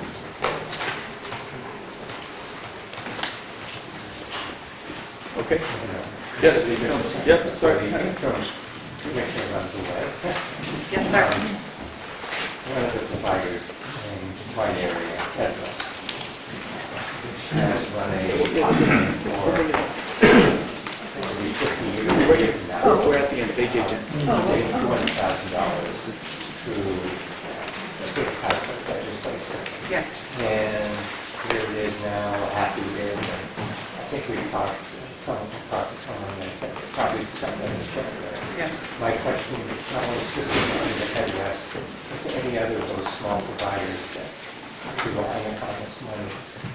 If you're getting $200,000 in a happy years gone by, so here's $100,000 that you counted on to make your ends meet. Many others in that predicament as Headwest is rarely in that. So I don't know personally if there are others in that predicament. What I would say is, although it from a fiscal year perspective, has been a happy year, because the legislature did not pass a budget until the end of September. It's only been 2 months from a perspective of when we were actually able to have it confirmed that there were funds available to move forward. So I do think, speaking specifically to your contract, I believe that the Headwest contract, I do believe that we're planning on bringing that to AG&C in January, is my recollection, but I'll confirm that and let you know. But I'm not aware of other situations, or at least they have not come to me directly regarding that exact issue, other than Headwest. I would say for any small agency, having done one for 10 years, specifically Headwest, which has a little bit involved with that. Not getting the money for 6 months is a hardship. Yes. Anything else like somebody saying, we have to save X dollars value here, you can't save that. Most small agencies run pretty close to that. Yes. Yes. If any time you or any of your people can move something along quickly, I would encourage it. I appreciate that, and I would agree in the continuing resolution created challenges for many areas, so I appreciate that. Thank you. Councilor Gafford. Thank you, Governor. The last time that you folks were here, or last month when you were here, I asked the question about the AMI report about the overdoses and deaths that are provided to the cities of Manchester and Nashua and some of the other communities, and if we combine those two items so that we see one report that has the numbers that you have and the numbers that they have combined. And I apologize, I personally missed that request at the last meeting, so I did discuss that with my staff this morning after you had mentioned it to me this morning, and we will get back to you on that. So you'll have a report like that at our next meeting. So I will either have a report or be able to explain to you what the challenges are behind providing a report. Well, if you provide a report, somebody can hear and sit there and take the AMI report and blend the two together. I got to believe. Kathy? Yeah. Hi, I'm from College News. Hi, I'm Kathy Fox, the Director of the Division for Behavioral Health. And just a reminder that we have an effort going on with the City of Manchester that is led by our Associate Commissioner, Ann Landry. And as part of that work, we are sitting down with AMR and with our doorway data. And we have a subcommittee that's specifically working on figuring out why there are differences, how do we bring it together. So that's one effort that's going on that is led by the city, but also with support from our Director of Analytics, Data Analytics. Secondly, at the breakfast meeting for January 8th, we're going to be presenting to you a data dashboard. So Dave Wieters and Andrew Chalsma, the aforementioned Data Analytics Director, will be presenting to you how we are bringing together all of the data so that we have a much more comprehensive and really a robust way to display how the impact of course, the opioid epidemic, but also all the efforts that are going in to address the issue. So there are several things that are in the works, and it's not that we're trying to avoid or not just sit down and do as you say. We're trying to make sure that it's accurate and comprehensive. So a simple question. If the AMR report says that they had 14 deaths in the city of Manchester, and your reports say that in the city of Manchester there were 3 deaths, that's because that's when they came to your sourcing locations, there were 3 people who died. So, Counselor, we don't actually capture the death data as part of the doorway. So that is captured as part of, I think we mentioned this the last time, the Department of Safety has its drug monitoring initiative that is brought together by the Department of Justice through the Medical Examiner's Office, by Okay, let's EMS forget data. about the deaths, I understand. How about overdoses? You report in Manchester there were 50 overdoses, and AMR reports that there were 120. So I believe that you'll find that the data is the same. Again, the doorways do not report overdoses. They distribute naloxone, and so that's not part of that data report. But the Drug Monitoring Initiative does take that information from AMR and from other sources and other responders in the cities. Well, I can only tell you that I had first-hand experience, and I don't believe that's the way it works with AMR. So again, I think we'll be able to show, Thank you. A comprehensive report in terms of how all these pieces meld together, because there's a lot of pieces. Okay, I apologize. We voted on 36. We had extra questions in discussion. Well, I'm going to take up the late item at this time. Table, sorry. Bear with me. Could I have a motion to remove item 17 from the Department of Health and Human Services from the Division of Public Health Services from the table? So moved. Second. Motion and second. All in favor of removing item 17 from the table, please signify by saying aye. Aye. Any opposed? Item 17 is removed from the table. I now have a motion to adopt agenda item 17 from the Department of Health and Human Services from the Division of Public Health Services. So moved. I have a motion and a second. Any discussion on previously tabled legislation? So, could I add? Yes, Councilor. Good morning. Hi. Good morning. Lisa Morris. Okay. I wanted to know about CDC and receiving monies from CDC to, provision of the public health services, right? Yes, Yeah. correct. So how often has public health services received monies from CDC to, use as you see fit? Never. Never. It's never as you see fit. There's always limitations and restrictions with the funding. And how has that been in the past? What did they have for limitations in the past? So, for example, money is given to us to treat or to prevent diabetes. It has to be spent in diabetes. So that's an example. There's a small block grant fund that allows us to have some flexibility, but that's going to programs to fill gaps of underfunded programs. Does New Hampshire get any special treatment than other states in terms of money available per capita? No, not that I know of. So what happens is that CDC might identify a gap in a state that they want filled, for example, the immunization system, and they might be able to locate funding to assist with that gap in any state. So I don't know that that any state is treated in a special way, but the CDC has certain requirements that they would like all states to have, and they would identify those gaps and try to fill them in states. And if I may, we do accept a variety of different grants. We have a couple different grants through the CDC on completely unrelated issues. They're helping with the data system, they help with this, they help with that. Does it have any link to how many immunizations we purchase from CDC?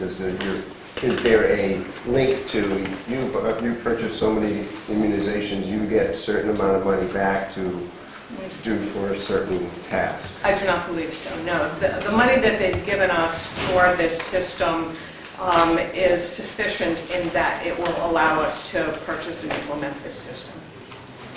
That's this contract? Yes. Yeah, so I'm just saying, there's no real, if I bought 27 automobiles, I might get $1,000 rebate for each automobile if I was that great a customer. Is that something that happens with the CDC that says, all right, I'm going to purchase X amount of immunizations, may I have some rebates so I can run my office? I do not believe so. Okay. Thank you. You're welcome. How was the amount of $1.5 million determined?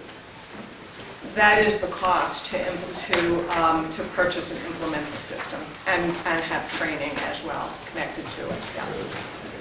How do you think this time around has been more successful than the last time? So a few things. Number one, there's only 2 systems that are available to states for these IIS systems. So one is the STC that we're hoping to replace, and the other is a company called Envision. And many of the states have implemented Envision, and a number of the states have actually moved from STC to Envision or are having a lot of success with it. Back in 2014, Yes. the agenda item was not exactly the same. But it did say, the agenda item was 39A in March 27th of 2014. It did say, providing statewide immunization registry and system maintenance.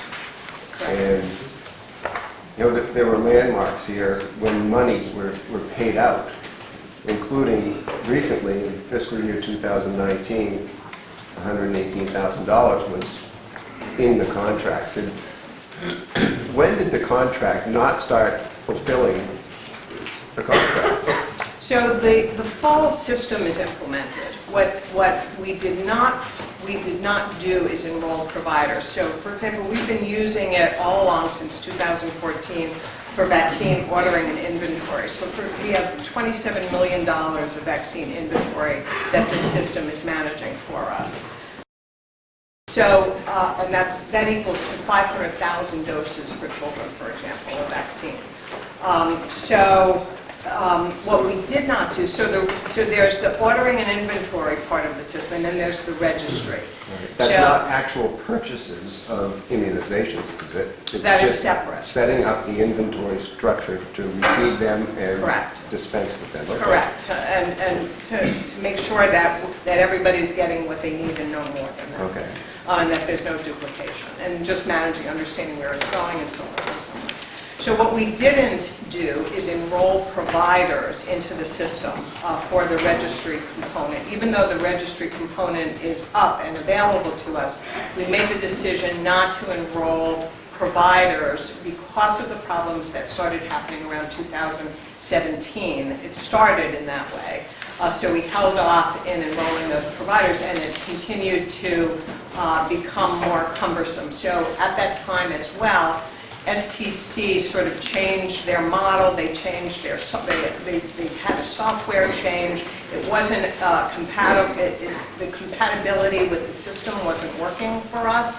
And so we continued to delay in enrolling those providers because of it. And then they had staffing problems, and then we had continued to have additional customer service problems. So we never did enroll those providers appropriately so, because if we had enrolled those providers, it would have been much more difficult to end that contract and to start with a new contractor.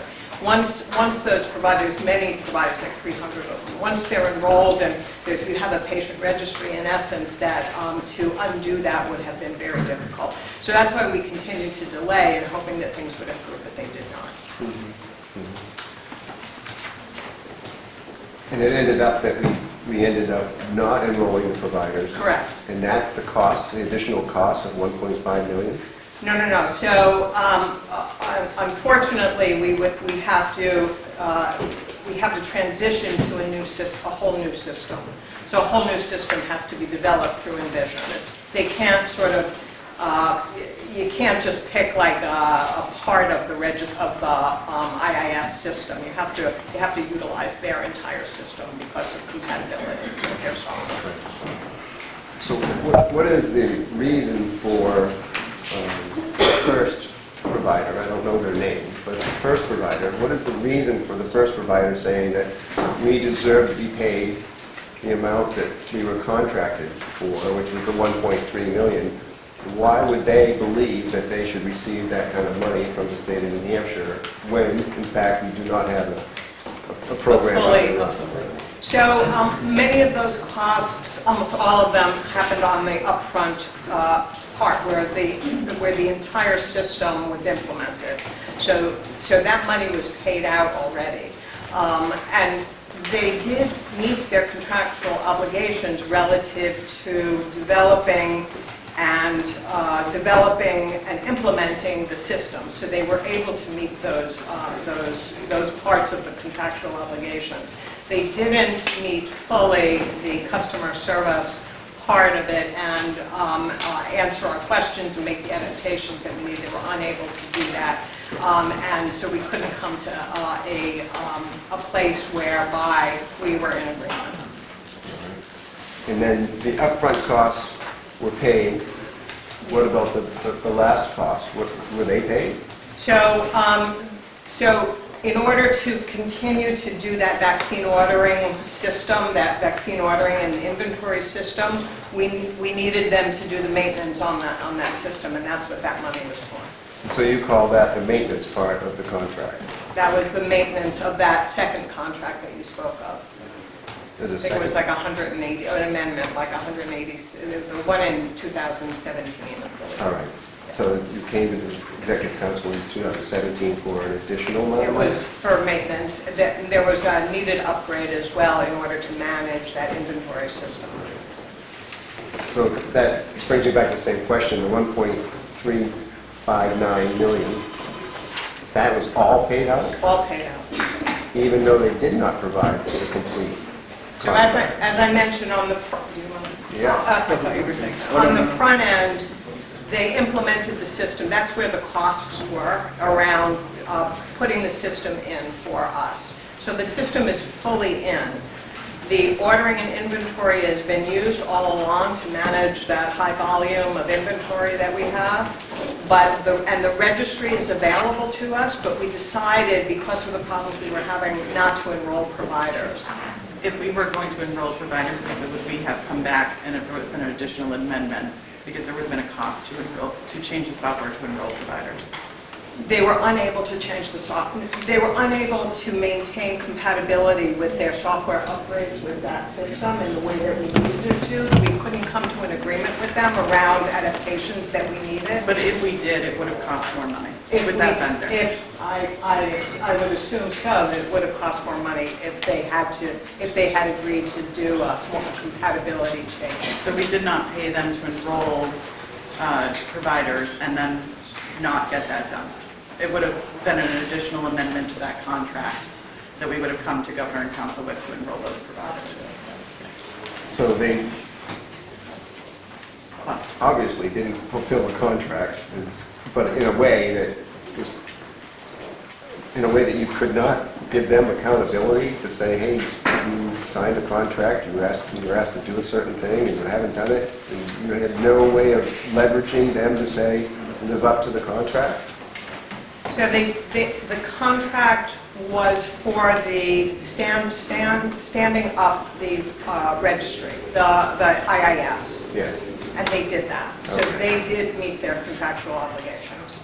I think in this next, I know in this next contract, we will be, from what we've learned, of course, we're going to be identifying increased accountabilities. And you will be able to see that, and I will come back and explain that to you when that contract comes to GNC. So you agree that they met the... They did. They met the obligations of the contract as it was written, yes. Then tell me, IIS is the old version. Is it old software, you're saying? IIS is the sort of the generic name of what we're looking at, is the Immunization Information System. But they use a certain programming that now is going to be too cumbersome to use. Yes, I know many of the states now that use STC that did enroll their providers are wishing that they didn't. All right. I might have more questions, but that answers a lot of them. Thank you. Okay, we can come back. Councilor Gatsas? Thank you, Governor. How do we know that the same thing's not going to happen with this 1.5 million? That was a deep breath. So again, we've learned a lot about what we need these systems and that customer service to provide for us. We will include those items in this new contract.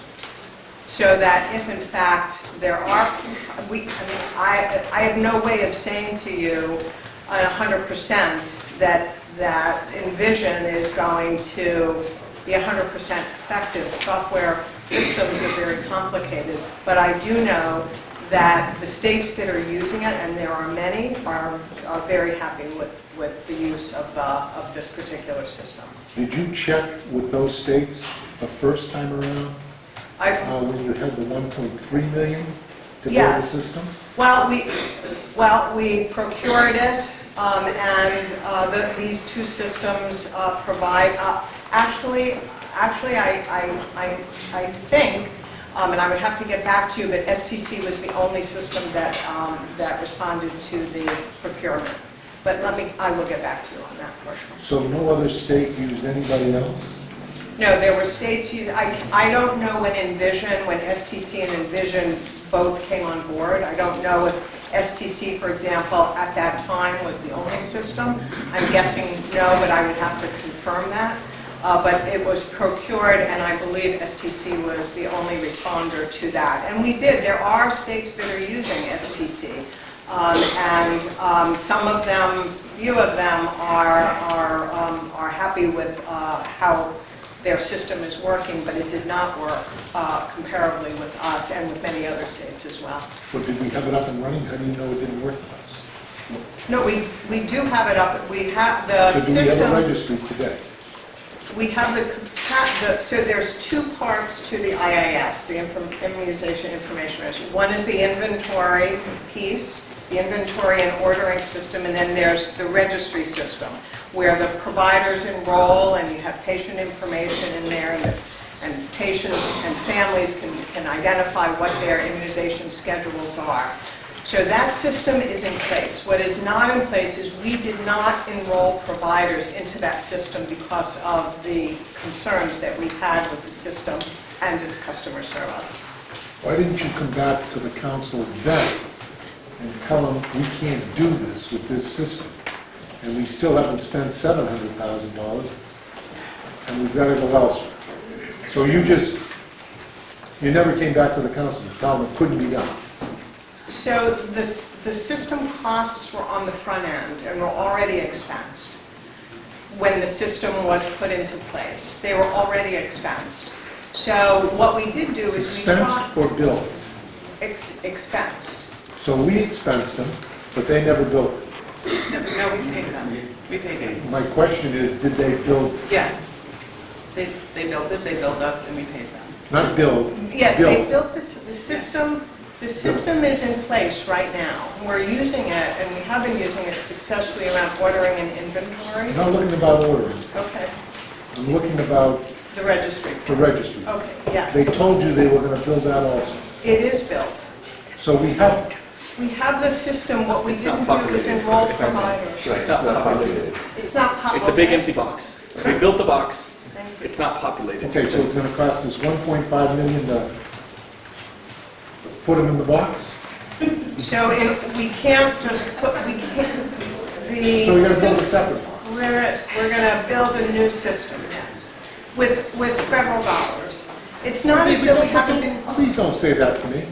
Okay. Because those dollars are just as relative and precious as state dollars. I agree. So when somebody says we have a black box, why can't we fill it?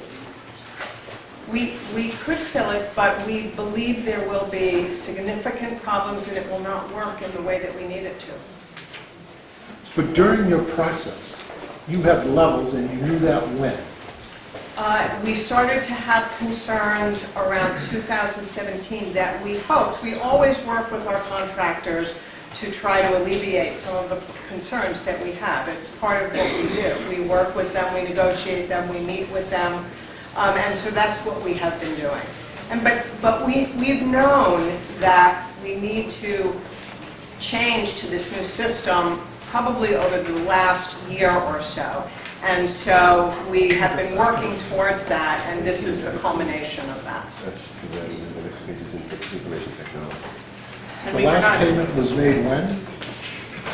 2009. I 2009. can't answer that, but I can get that information. Well, according to this schedule, $133,000 was Right, made. those were for the maintenance costs, yeah. I believe that's 2007. When was that? 2019 and 2018 may have been maintenance costs. So I Yes, see what these you're are the saying. maintenance costs. There were, Well, why would we pay somebody for maintenance when that black box wasn't working? There are two parts to the system. We needed to have the ordering and inventory system up and running. That's why. Did we spend any money of that $1.3 million on vaccines? No, None of it. none. None of your inventory comes from that $1.3 million. Well, we are very comfortable that this new black box that we're going to build, we're going to be able to finish it and use it? Yes. Yes, we'll enroll, populate the registry. I don't have a warm and comfortable feeling with where we're at. There was a contract here, if you read that contract of 2014, it was very clear what was supposed to be done. I guess the state needs to, or the department needs to pay a little closer attention on how they're dispersing their funds and not front load. And maybe we should keep some until the project is done, as I can remember we used to do in the city. Or the people wouldn't get paid. I can tell you one of the major initiatives currently at the department is regarding our contracts unit. I mean, part of it was bringing things more timely to the council, which we are working on, and the other piece to it is bringing more accountabilities into the contract and having results-based contracting, which is part of a new division that the governor established in an executive order. And as part of that new division, those are things that we're working towards. And this is one of those contracts that we're looking at that results-based accountability for. Councilor Malinsky. I just have a basic question. It sounds like we don't have a working registry. As a matter of public health, do we need a working registry? Yes, we do. Why?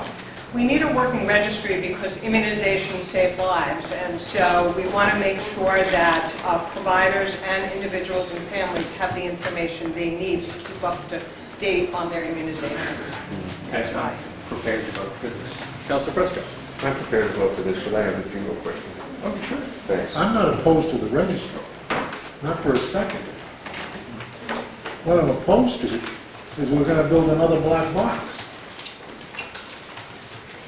We're not happy about it either. We're Can- not. We wanted it to work. Can I get your guarantee that we're not going to front load all the money?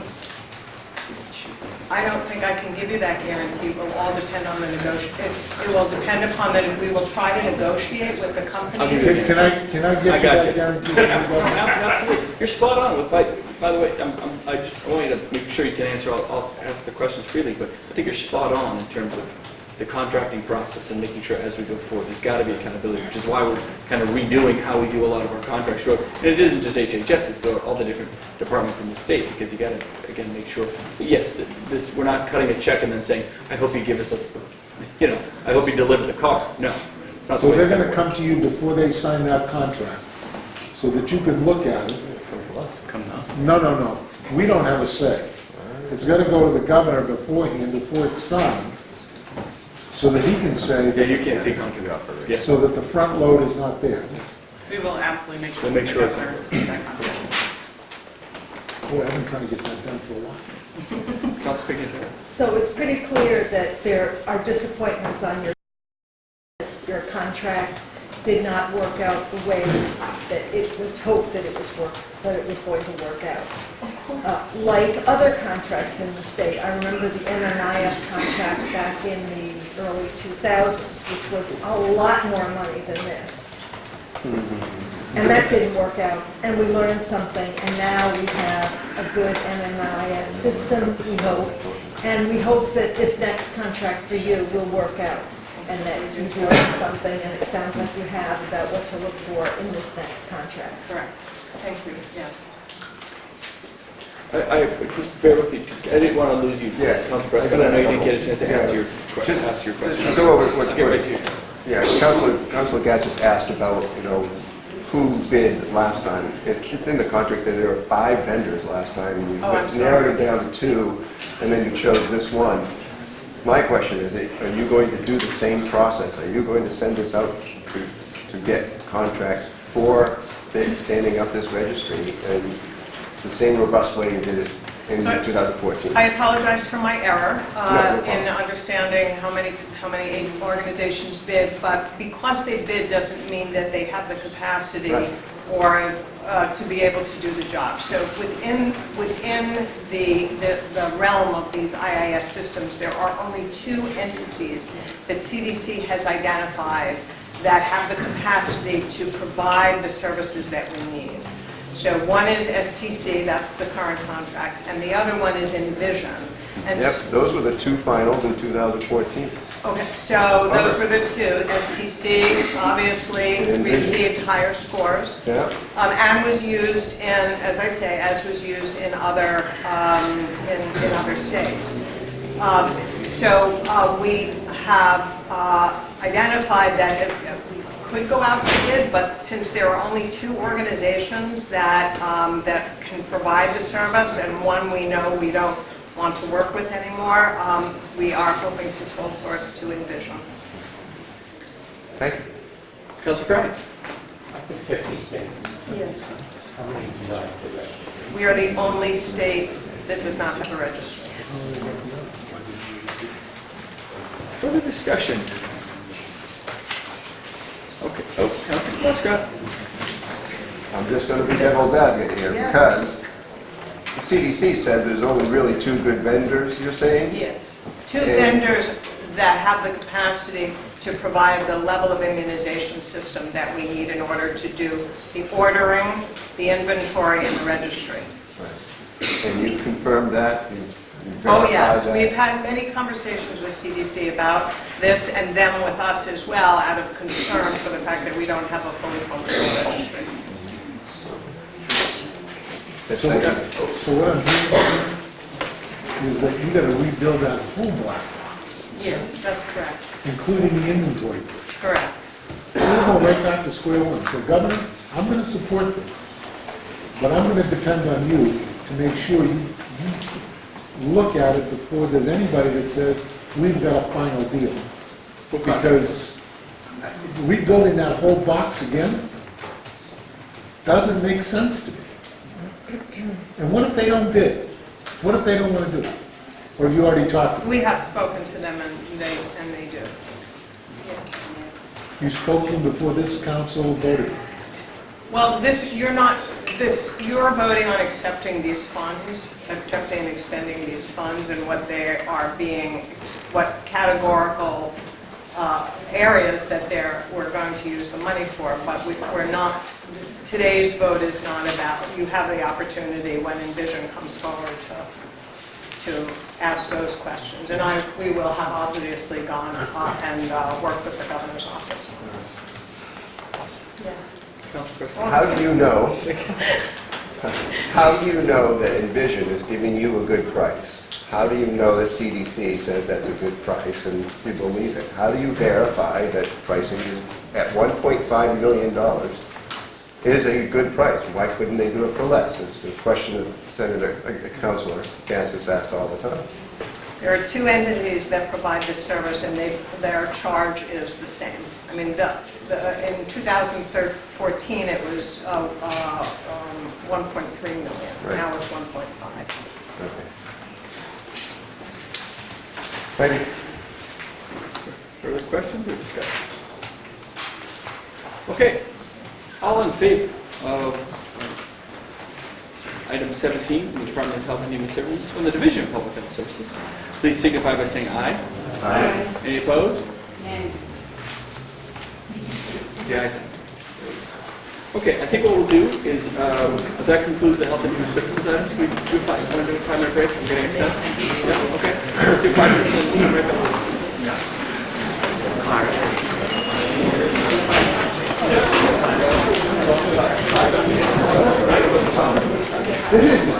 On with our regular agenda. From the Department of Transportation, I now ask for motion to adopt agenda items 37 through 61. So moved. Second. Any discussion on any of these items from the Department of Transportation? That one? I think that's General conversation, Governor. Commissioner, good morning. Good afternoon. Afternoon. I'm not sure. That stopped, yeah. Is it 1:45? Yes, it is. This isn't really a question for the Commissioner, but more a question for you. Are we going to have a conversation about renumbering the exits? Or was it the GASSET program that, I don't know if any of the other commissioners were in there when we signed on to it. Yeah. I didn't know it was there. The conversation is this, I mean, I don't, again, I'm going to remove it prior to going to the legislature.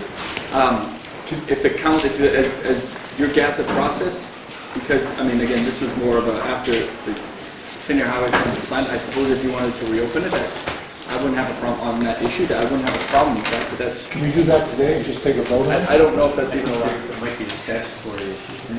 Yeah, we had to do a report.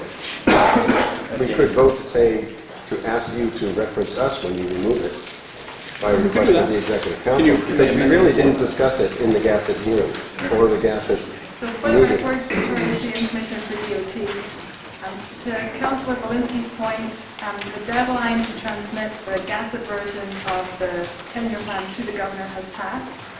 So I don't believe it would be appropriate to amend the 10-year plan officially at this point. We need to know with the governor for his review. And of course, he has some changes that he would like to make. I do want to stress that this is a long process. We work first with the Executive Council, then with the Governor, and with the Legislature. At every step in the process is an opportunity for public feedback and for elected officials to speak up. So in addition to this particular item, I would encourage you to continue to follow the 10-year plan process. If you have, as councillors, have items that you would like the department to present to either the House, the Senate in those phases, we'd be happy to do so on your behalf. Because there are a lot of projects in the 10-year plan. To go through every single one of them in detail is time-consuming. So if you find anything else that you would like the department to advocate for on your behalf, please don't hesitate to let us know. But with respect to the exit numbering, certainly some vote encouraging the governor to take action would be appropriate. And in the later phases, it would be the same thing with the House and the Senate. Either a letter to those bodies or some kind of vote as GASP for a recommendation to the entity who has the 10-year plan at that time. Would you accept a motion right now, Governor, to meet as a council? Just take not a binding statement, but... Sure, if you guys want to do that, I can't participate in that, but if you want to do that, that's fine.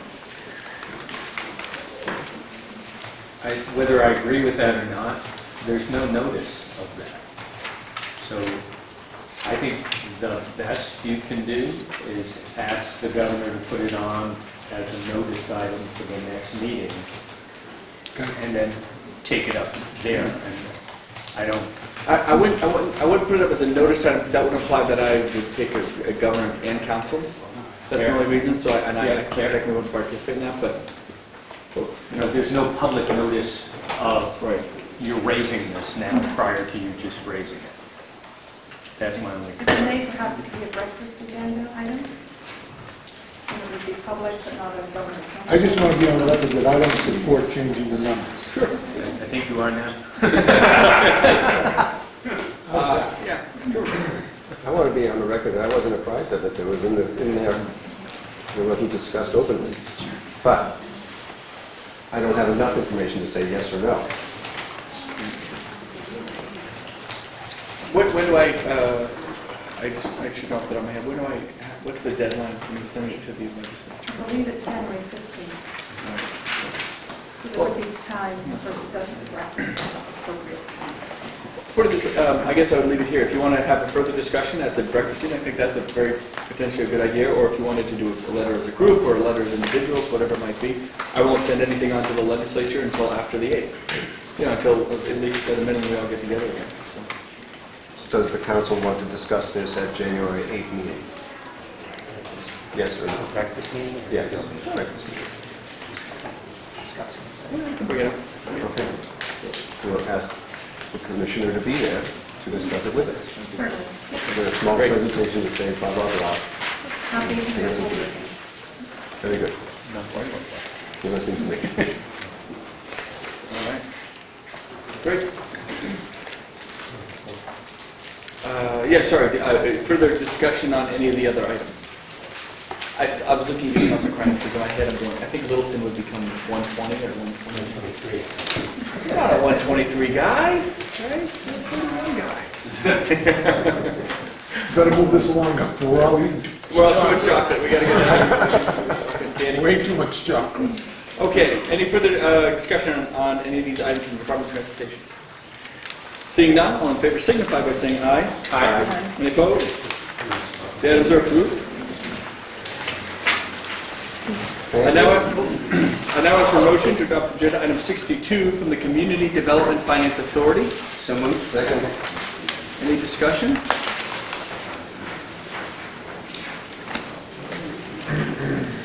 Seeing none, all in favor signify by saying aye. Aye. Any opposed? The item is approved. I now ask for a motion to adopt agenda item 63 from the Office of the Governor. So moved. Second. Any discussion? Seeing none, all in favor signify by saying aye. Aye. Any opposed? The item is approved. I now ask for a motion to adopt agenda item 64 from the Judicial Council. So moved. Second. Any discussion? Seeing none, all in favor signify by saying aye. Aye. Any opposed?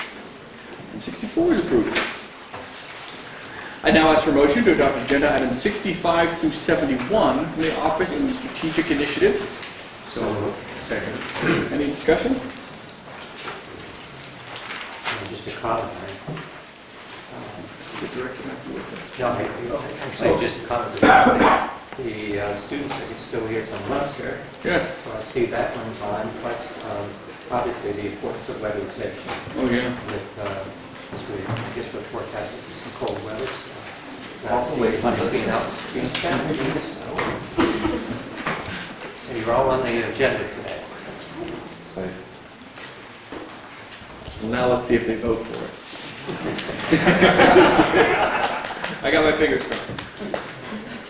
Okay, all in favor of items 65 through 71, including the Great Leominster Community School, please signify by saying aye. Aye. Any opposed? Congratulations. Thank you. Gay Leominster.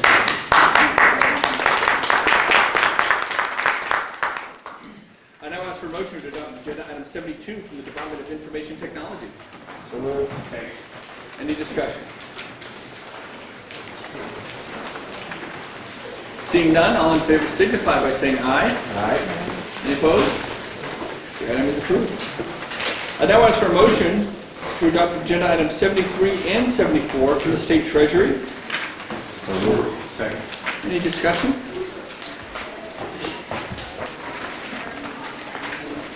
Seeing none, all in favor signify by saying aye. Aye. Any opposed? The item is approved. I now ask for a motion to adopt agenda item 75 for the Department of Military Affairs and Veteran Services. So moved. Any discussion? No, I have a question. Is the general here? Yes, sir. General, how are you? Good to see you. Great. So, off topic a little bit. Saw a report today of the upgrade, $6 million or so upgrade, and that's in Pembroke facility? Concord. Where was it? Sir, Concord. Oh, over here. Oh, right. Sorry, Concord. Will that come through the council, or is that a direct appropriation? It'll come through the council. It will come through the council. Yes. And when do we think that will happen? It's 90% design right now. It'll be a readiness center addition to the aviation facility, and I would think probably spring GNC for summer construction. Okay, Summer great. construction.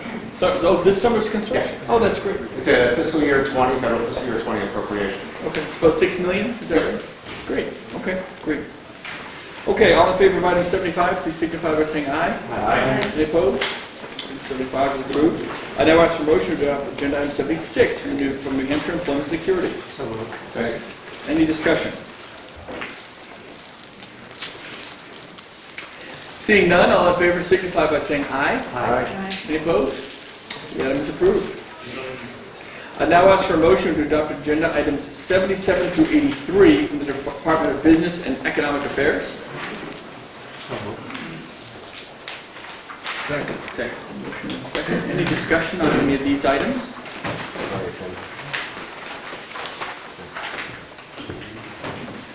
Seeing none, all in favor signify by saying aye. Aye. Any opposed? The items are approved. I now ask for motion to adopt agenda items 84 through 119 from the Department of Natural and Cultural Resources. So moved. Any discussion? We'll lock you in. Set their quota of items. Go on.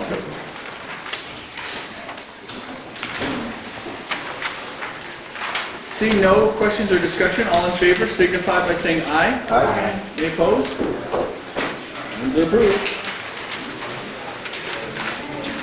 I now ask for motion to adopt agenda items 120 to 144 from the Department of Environmental Services.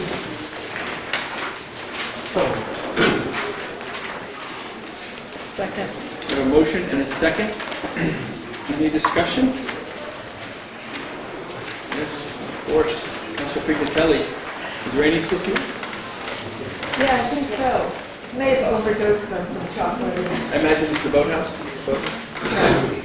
And dug in. Good morning, councilors. For the record, Bob Scott, Department of Environmental Services. I'm here as usual to introduce Rainey Kelly.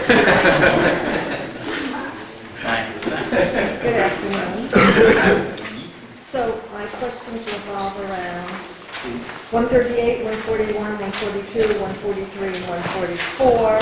And are any of those boathouses or dug-in boathouses? 138 is an existing boathouse that came to the council quite a while ago. They decided that they were going to replace the concrete piers with cribbing. After conversations with their contractor, they said that the ice potential of shifting the concrete was far greater than using the crib sides. So this amendment is to use cribs instead of the concrete pile. And where's the boathouse? It's in Malton. No, where on the property? Are the cribs and the On other the waterfront. So, does this have anything to do with holding up the boathouse? Yes, that's Okay. exactly what it is. All right. And his grandfather has been there a long time. 138, right? Okay. And none of the others, No other boathouse. or dug-in boathouses? Indeed.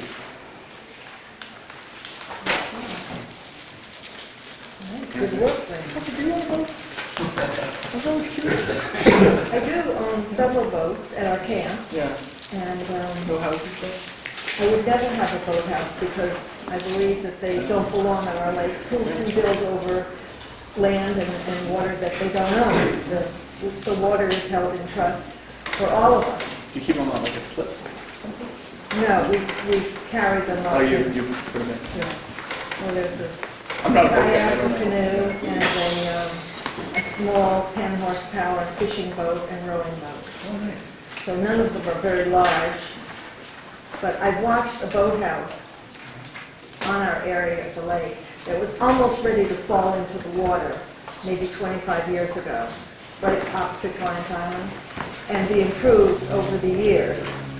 And now, I know you're not supposed to be living in it, but it is an actual house over the lake on land that they don't own. Yeah. There are a lot of grandfather boathouses around, especially the big lakes, where they used those as dwellings long before they built a house on their property. And you will find that if they're there, it's because they're grandfathered. And generally, those always, as a matter of fact, we just had one come in last week to upgrade the septic system on the upland side to ensure that good environmental outcomes. So they're looked at pretty carefully. Well, if you're involved, Rainey, I'm sure they are. But given my view about boathouses, and especially dug-in boathouses now, you know, I don't support any of them.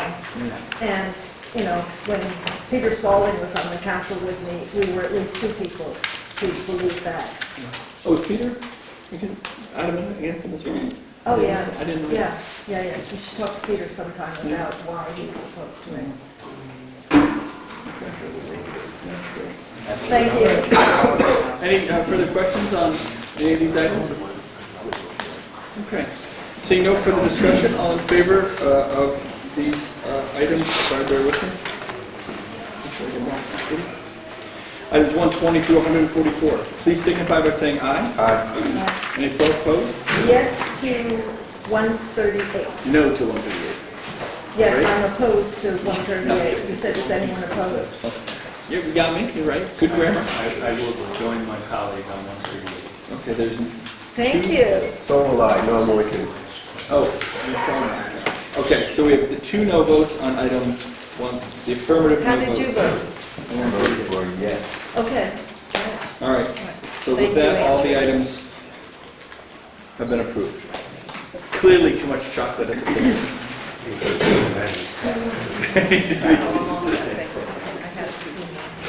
I now ask for a motion on agenda items 145 to 152 from the Department of Education. So moved. Second? Second. Thank you. Any questions or discussion on these items? Seeing none, all in favor signify by saying aye. Aye. Any opposed? Items are approved. Cooking now. I now ask for motion on agenda items 153 to 160 from the Department of Safety. So moved. Any discussion? Councilor Belinsky. Commissioner Quinn is here. Afternoon, Commissioner. Good afternoon, Governor, members of the Council, Director, Bob Quinn, Commissioner of Safety. Good afternoon. As promised, I want to give you an opportunity to talk about why the switch in the records management system and how important it is to have a functioning records management system. So that's item 153. Sure, thank you for the question. And if I could be joined by Assistant Commissioner Rick Bailey. I was involved in the current system, which we began in 2008, I believe, and it was implemented sometime around 2012. What we found was it just does not meet the needs of the department. The current system, the existing system, and the CAD were specifically for state police, but what we found was it's not adequate on the report side, and it did not also integrate the entire department. What Commissioner Bailey can explain in better detail is he spent the last 2 years looking for a system that would better fit our needs of the whole department and offer opportunities outside the department. Commissioner Bailey? Councilor, we tried to learn from the lesson. We started with the shortcomings of the existing system. We rolled that into a request for information and RFI process. We went out to the community of vendors to make sure the things we were going to ask for were actually commercially deliverable. And we had responses from over half dozen vendors. Most of those came in and did presentations. That's what we rolled into our RFP, which formed not only answering the shortcomings of the old system, but pulled some of the new features that were available. Things like canine management. That was a separate access database, wasn't envisioned in the old environment. We picked up a number of those and put those into the requirements. We did receive 3 compliant bids. The one that's before you today is the lowest price, highest score company out of New Jersey. And we're confident that it not only addressed the shortcomings of the existing system, but offers us a lot of opportunity. It will bring in the fire marshal. It has provisions for Marine Patrol, which is now part of state police, which wasn't at the time of the old CAD. And so we think this is a robust platform that will provide safety the opportunity to go forward and integrate to the other law enforcement environments that are out there, providing that full CAD and making sure that the entire division of state police is able to have a solid records management system. That's one of the deficiencies today that was primary, is it doesn't cover all the units within state police. Just a follow-up. Is there another state that's using Computer Square's system that you like and that are similar enough to our own experience? So that There are a couple of counties in New Jersey that are very close to our numerical size, not quite our geographic size, that are using this product, and pieces of it are also in use in Pennsylvania. There is no one that's exactly like us, a state police organization. Mostly what they have as customers are counties and locals, but there are commensurate size organizations to us. The other thing, Councilor, Commissioner Bailey spent approximately 2 years building a team of safety members, troopers, and other stakeholders to determine what are your needs. And as I said, like something like major crime, including the major crime reports, narcotics reports, this offers a level of security where they can now be integrated into our system, but still walled off from access. So I mean, 2 years was quite a time to make sure we got all of our needs, and then. Good. Okay. Councilor Gassis, do you have a question? Yes. Is there, in this contract, is there a holdback until the project is completed before we give them their money? Yes, sir, and I'd like to ask Steve LeBoy, the Director of the Finance Committee, as we were discussing that deliverables, so that is, Steve can explain that in better detail. All department heads ought to be prepared for that question, because I will be asking it on every single contract. Yes, so Steve LeBoy, Director of Administration. To answer your question, not only do we have holdbacks, it's actually a deliverable-based payment system. So each deliverable that's listed out, which is in the contract, payment is requested upon acceptance by the department that that one deliverable is acceptable. So they won't be receiving a full payment until the entire system has been completed. Good. I think that's page 85 in the contract. Your name, guys. You really pitch 85? It is. They must have heard my questions before. Very impressed. We did. Thank you. Thank you. Further page 84, that's my question. Oh, come on. Further questions for the conversation? Seeing none, all in favor of items 153 through 160 from the Department of Safety, please signify by saying aye. Aye. Any opposed? The items are approved. Moving on to the Department of Justice. Could I get a motion to adopt agenda items 161 through 190? So moved. Any discussion? Councilor Walensky? According to the Metro Park. It's more a question for you, Governor, than for the Attorney General. There are a number of raises in these items. They're all appropriate. Lawyers at the AG's office work really hard. I fully support it.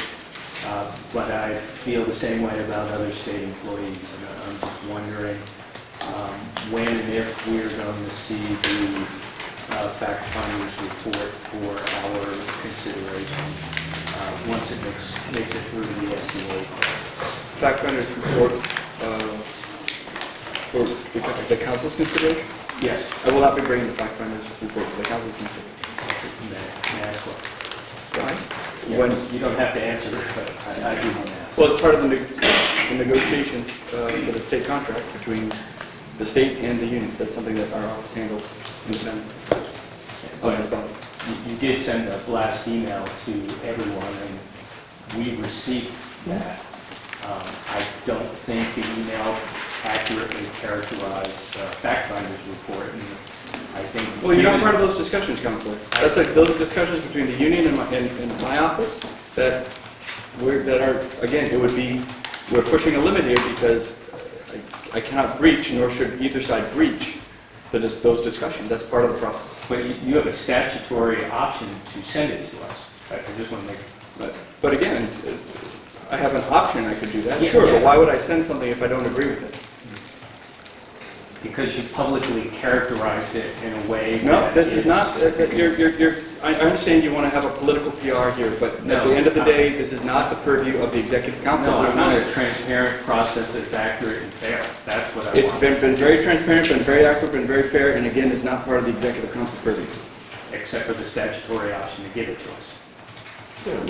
Governor Happy to do. Which You can choose I can not put to, anything I but- want on the agenda, Councilor. You can absolutely choose to, but it's not accurate to say we have no role, because we do have a potential role if you allow it. This body has a role when I say this body should have a role, I think as that's- is the purview of any government. I think that's part of the problem, but I understand. I'm not going If you wanted to go to the Constitution, you can ask the legislature for constitutional amendment if you like. I am Part of the process. fully aware. You got to play by the rules. And I am aware of the rules, and I think accuracy and characterizations is important. I understand your position. Thank you. Any other questions on items for the Department of Justice? Councilor Biggs. So, not to pursue this too much, but you do bring items that you might not agree with because we... It's my choice. Yeah, we heard Pam Smart pardon, and although I don't know your personal views on whether to grant that or not, my sense is that that's something that you brought to us, that you decided to bring to us. But if I may, those are rules that I kind of established with the council when I first became governor, that all party inputs would come to the council, that I would never stop any party inputs coming. So I established those rules ahead of time. Good to know. Got to play by the rules. Okay. Any further questions on these items? That's my only comment and follow-up. And it's a different vein, is that we always look at the information in our state treatment fair. As do we. No, I'm glad you feel that way, because I think it's so important, especially, if you drive home on, when it's got storming, and what we do. Which is why unions took up and agreed to the contract that we struck with them. We have agreed to it. Frankly, those unions, again, we struck the deal. Part of the fact finders report, they moved forward. Some of the unions chose not to move forward. That is not the employees of the state. That's union leadership's decision. And so they have to make that decision in terms of, let's not confuse what happens with the state employees with what happens with union leadership. It's two very different situations. Okay. All in favor of items 161 through 190, please signify by saying aye. Aye. Any opposed? The items are approved. I now ask for motion to adopt agenda items 191 through 202 from the Department of Administrative Services. So moved. Second. Any discussion? Any of these items? Hold on. Yep. I think we're going to have a discussion.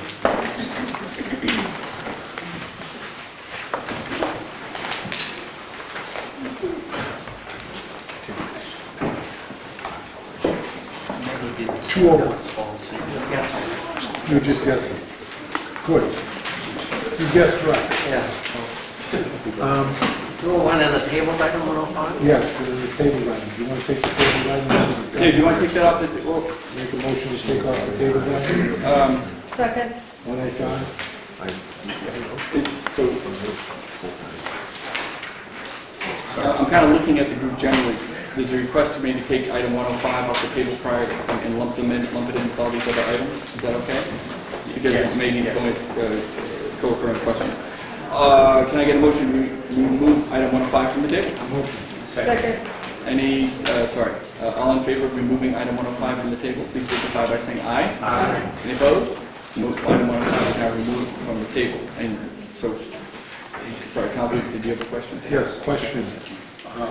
When those two contracts were all one contract last year, what was the cost of the administrative? The administrative cost for people who are less familiar with this, we've had a contract with Siegel Consulting for something like 5 years, or probably more than that. Going back, the last contract was a 2-year extension at a cost, an authorized spend, which is not as much as we spent, but authorized spend for the contract was about $830,000 a year. The contract has been split into two. How much did you spend? I would say, I think I might actually have that data, a little over 800 actually in the last year, because we did, you remember we did the switch to Medicare.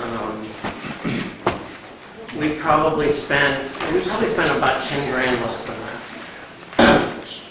So about 830 a year, but over the last 2 years we spent less than that. You'll remember that this is the year we switched to Medicare Advantage for the retired health plan, which is obviously a driver of those costs. So if I look at this number, 584, and the one that was on the table, 1 point something? Yeah, the total annual, the 3-year average for if you combine the two contracts, with just for cost purposes, is about 790. So it's the same range. It's a little less, but it's the same range. Okay. Did you negotiate that? Both of them. Any less? Yes, the one contract was the WBS contract. The final price was 9% below their bid, and the Siegel contract was about 7.5%, I think, below their bid. Does that sound right, Joyce? Yeah. Okay. The Anthem contract will be coming up, I'm sure, in the next few months. The Anthem healthcare contract for state employees and retirees. Yes, it expires at the end of next calendar year. I would say, Governor, from your advantage, what I did in the city of Manchester is I added a clause in the contract with Anthem, because we were self-insured, that allowed us as a city to negotiate with the hospitals for lower rates. Because in their contract, they say that they get the lowest rates. In that contract, as long as you have in the contract with Anthem, it says you have the ability to negotiate with the hospitals at lower rates, you can do that. And we ended up saving somewhere in the vicinity of $1 million with just the Elliott and CMC. So. No, that's a good idea. I mean, obviously, we want to look at everything we can on cost-saving items. Just to sort of preview the council, we're going to look at that contract. And right now, we're administering two things differently because we went to the Medicare Advantage plan, which ended up saving 18 to 20 million, depending how you count, for the state. The retiree portion is now fully insured instead of self-insured. And we're functionally taking advantage of a federal program. And the commercial side, if you will, the under 65 retirees and the actives are still self-insured. And so there's potential to rebid the whole contract as a whole, to extend the contract as a whole and to split it in two. And we're going to do what's in the best interest. So just make sure you have that clause in the contract that allows you to negotiate those capitation rates. Absolutely. Because I'll be We'll sit asking- down, I mean, we're going to do a big deep dive on our, and negotiate everything. We like to squeeze as much as we can. I think we've been doing a pretty good job. Further questions on any of these items from the Department of Administrative Services? Okay, all in favor of items 191 through 202, including formally table item number 5, please signify by saying aye. Aye. Any opposed? The items are approved. We have no late items.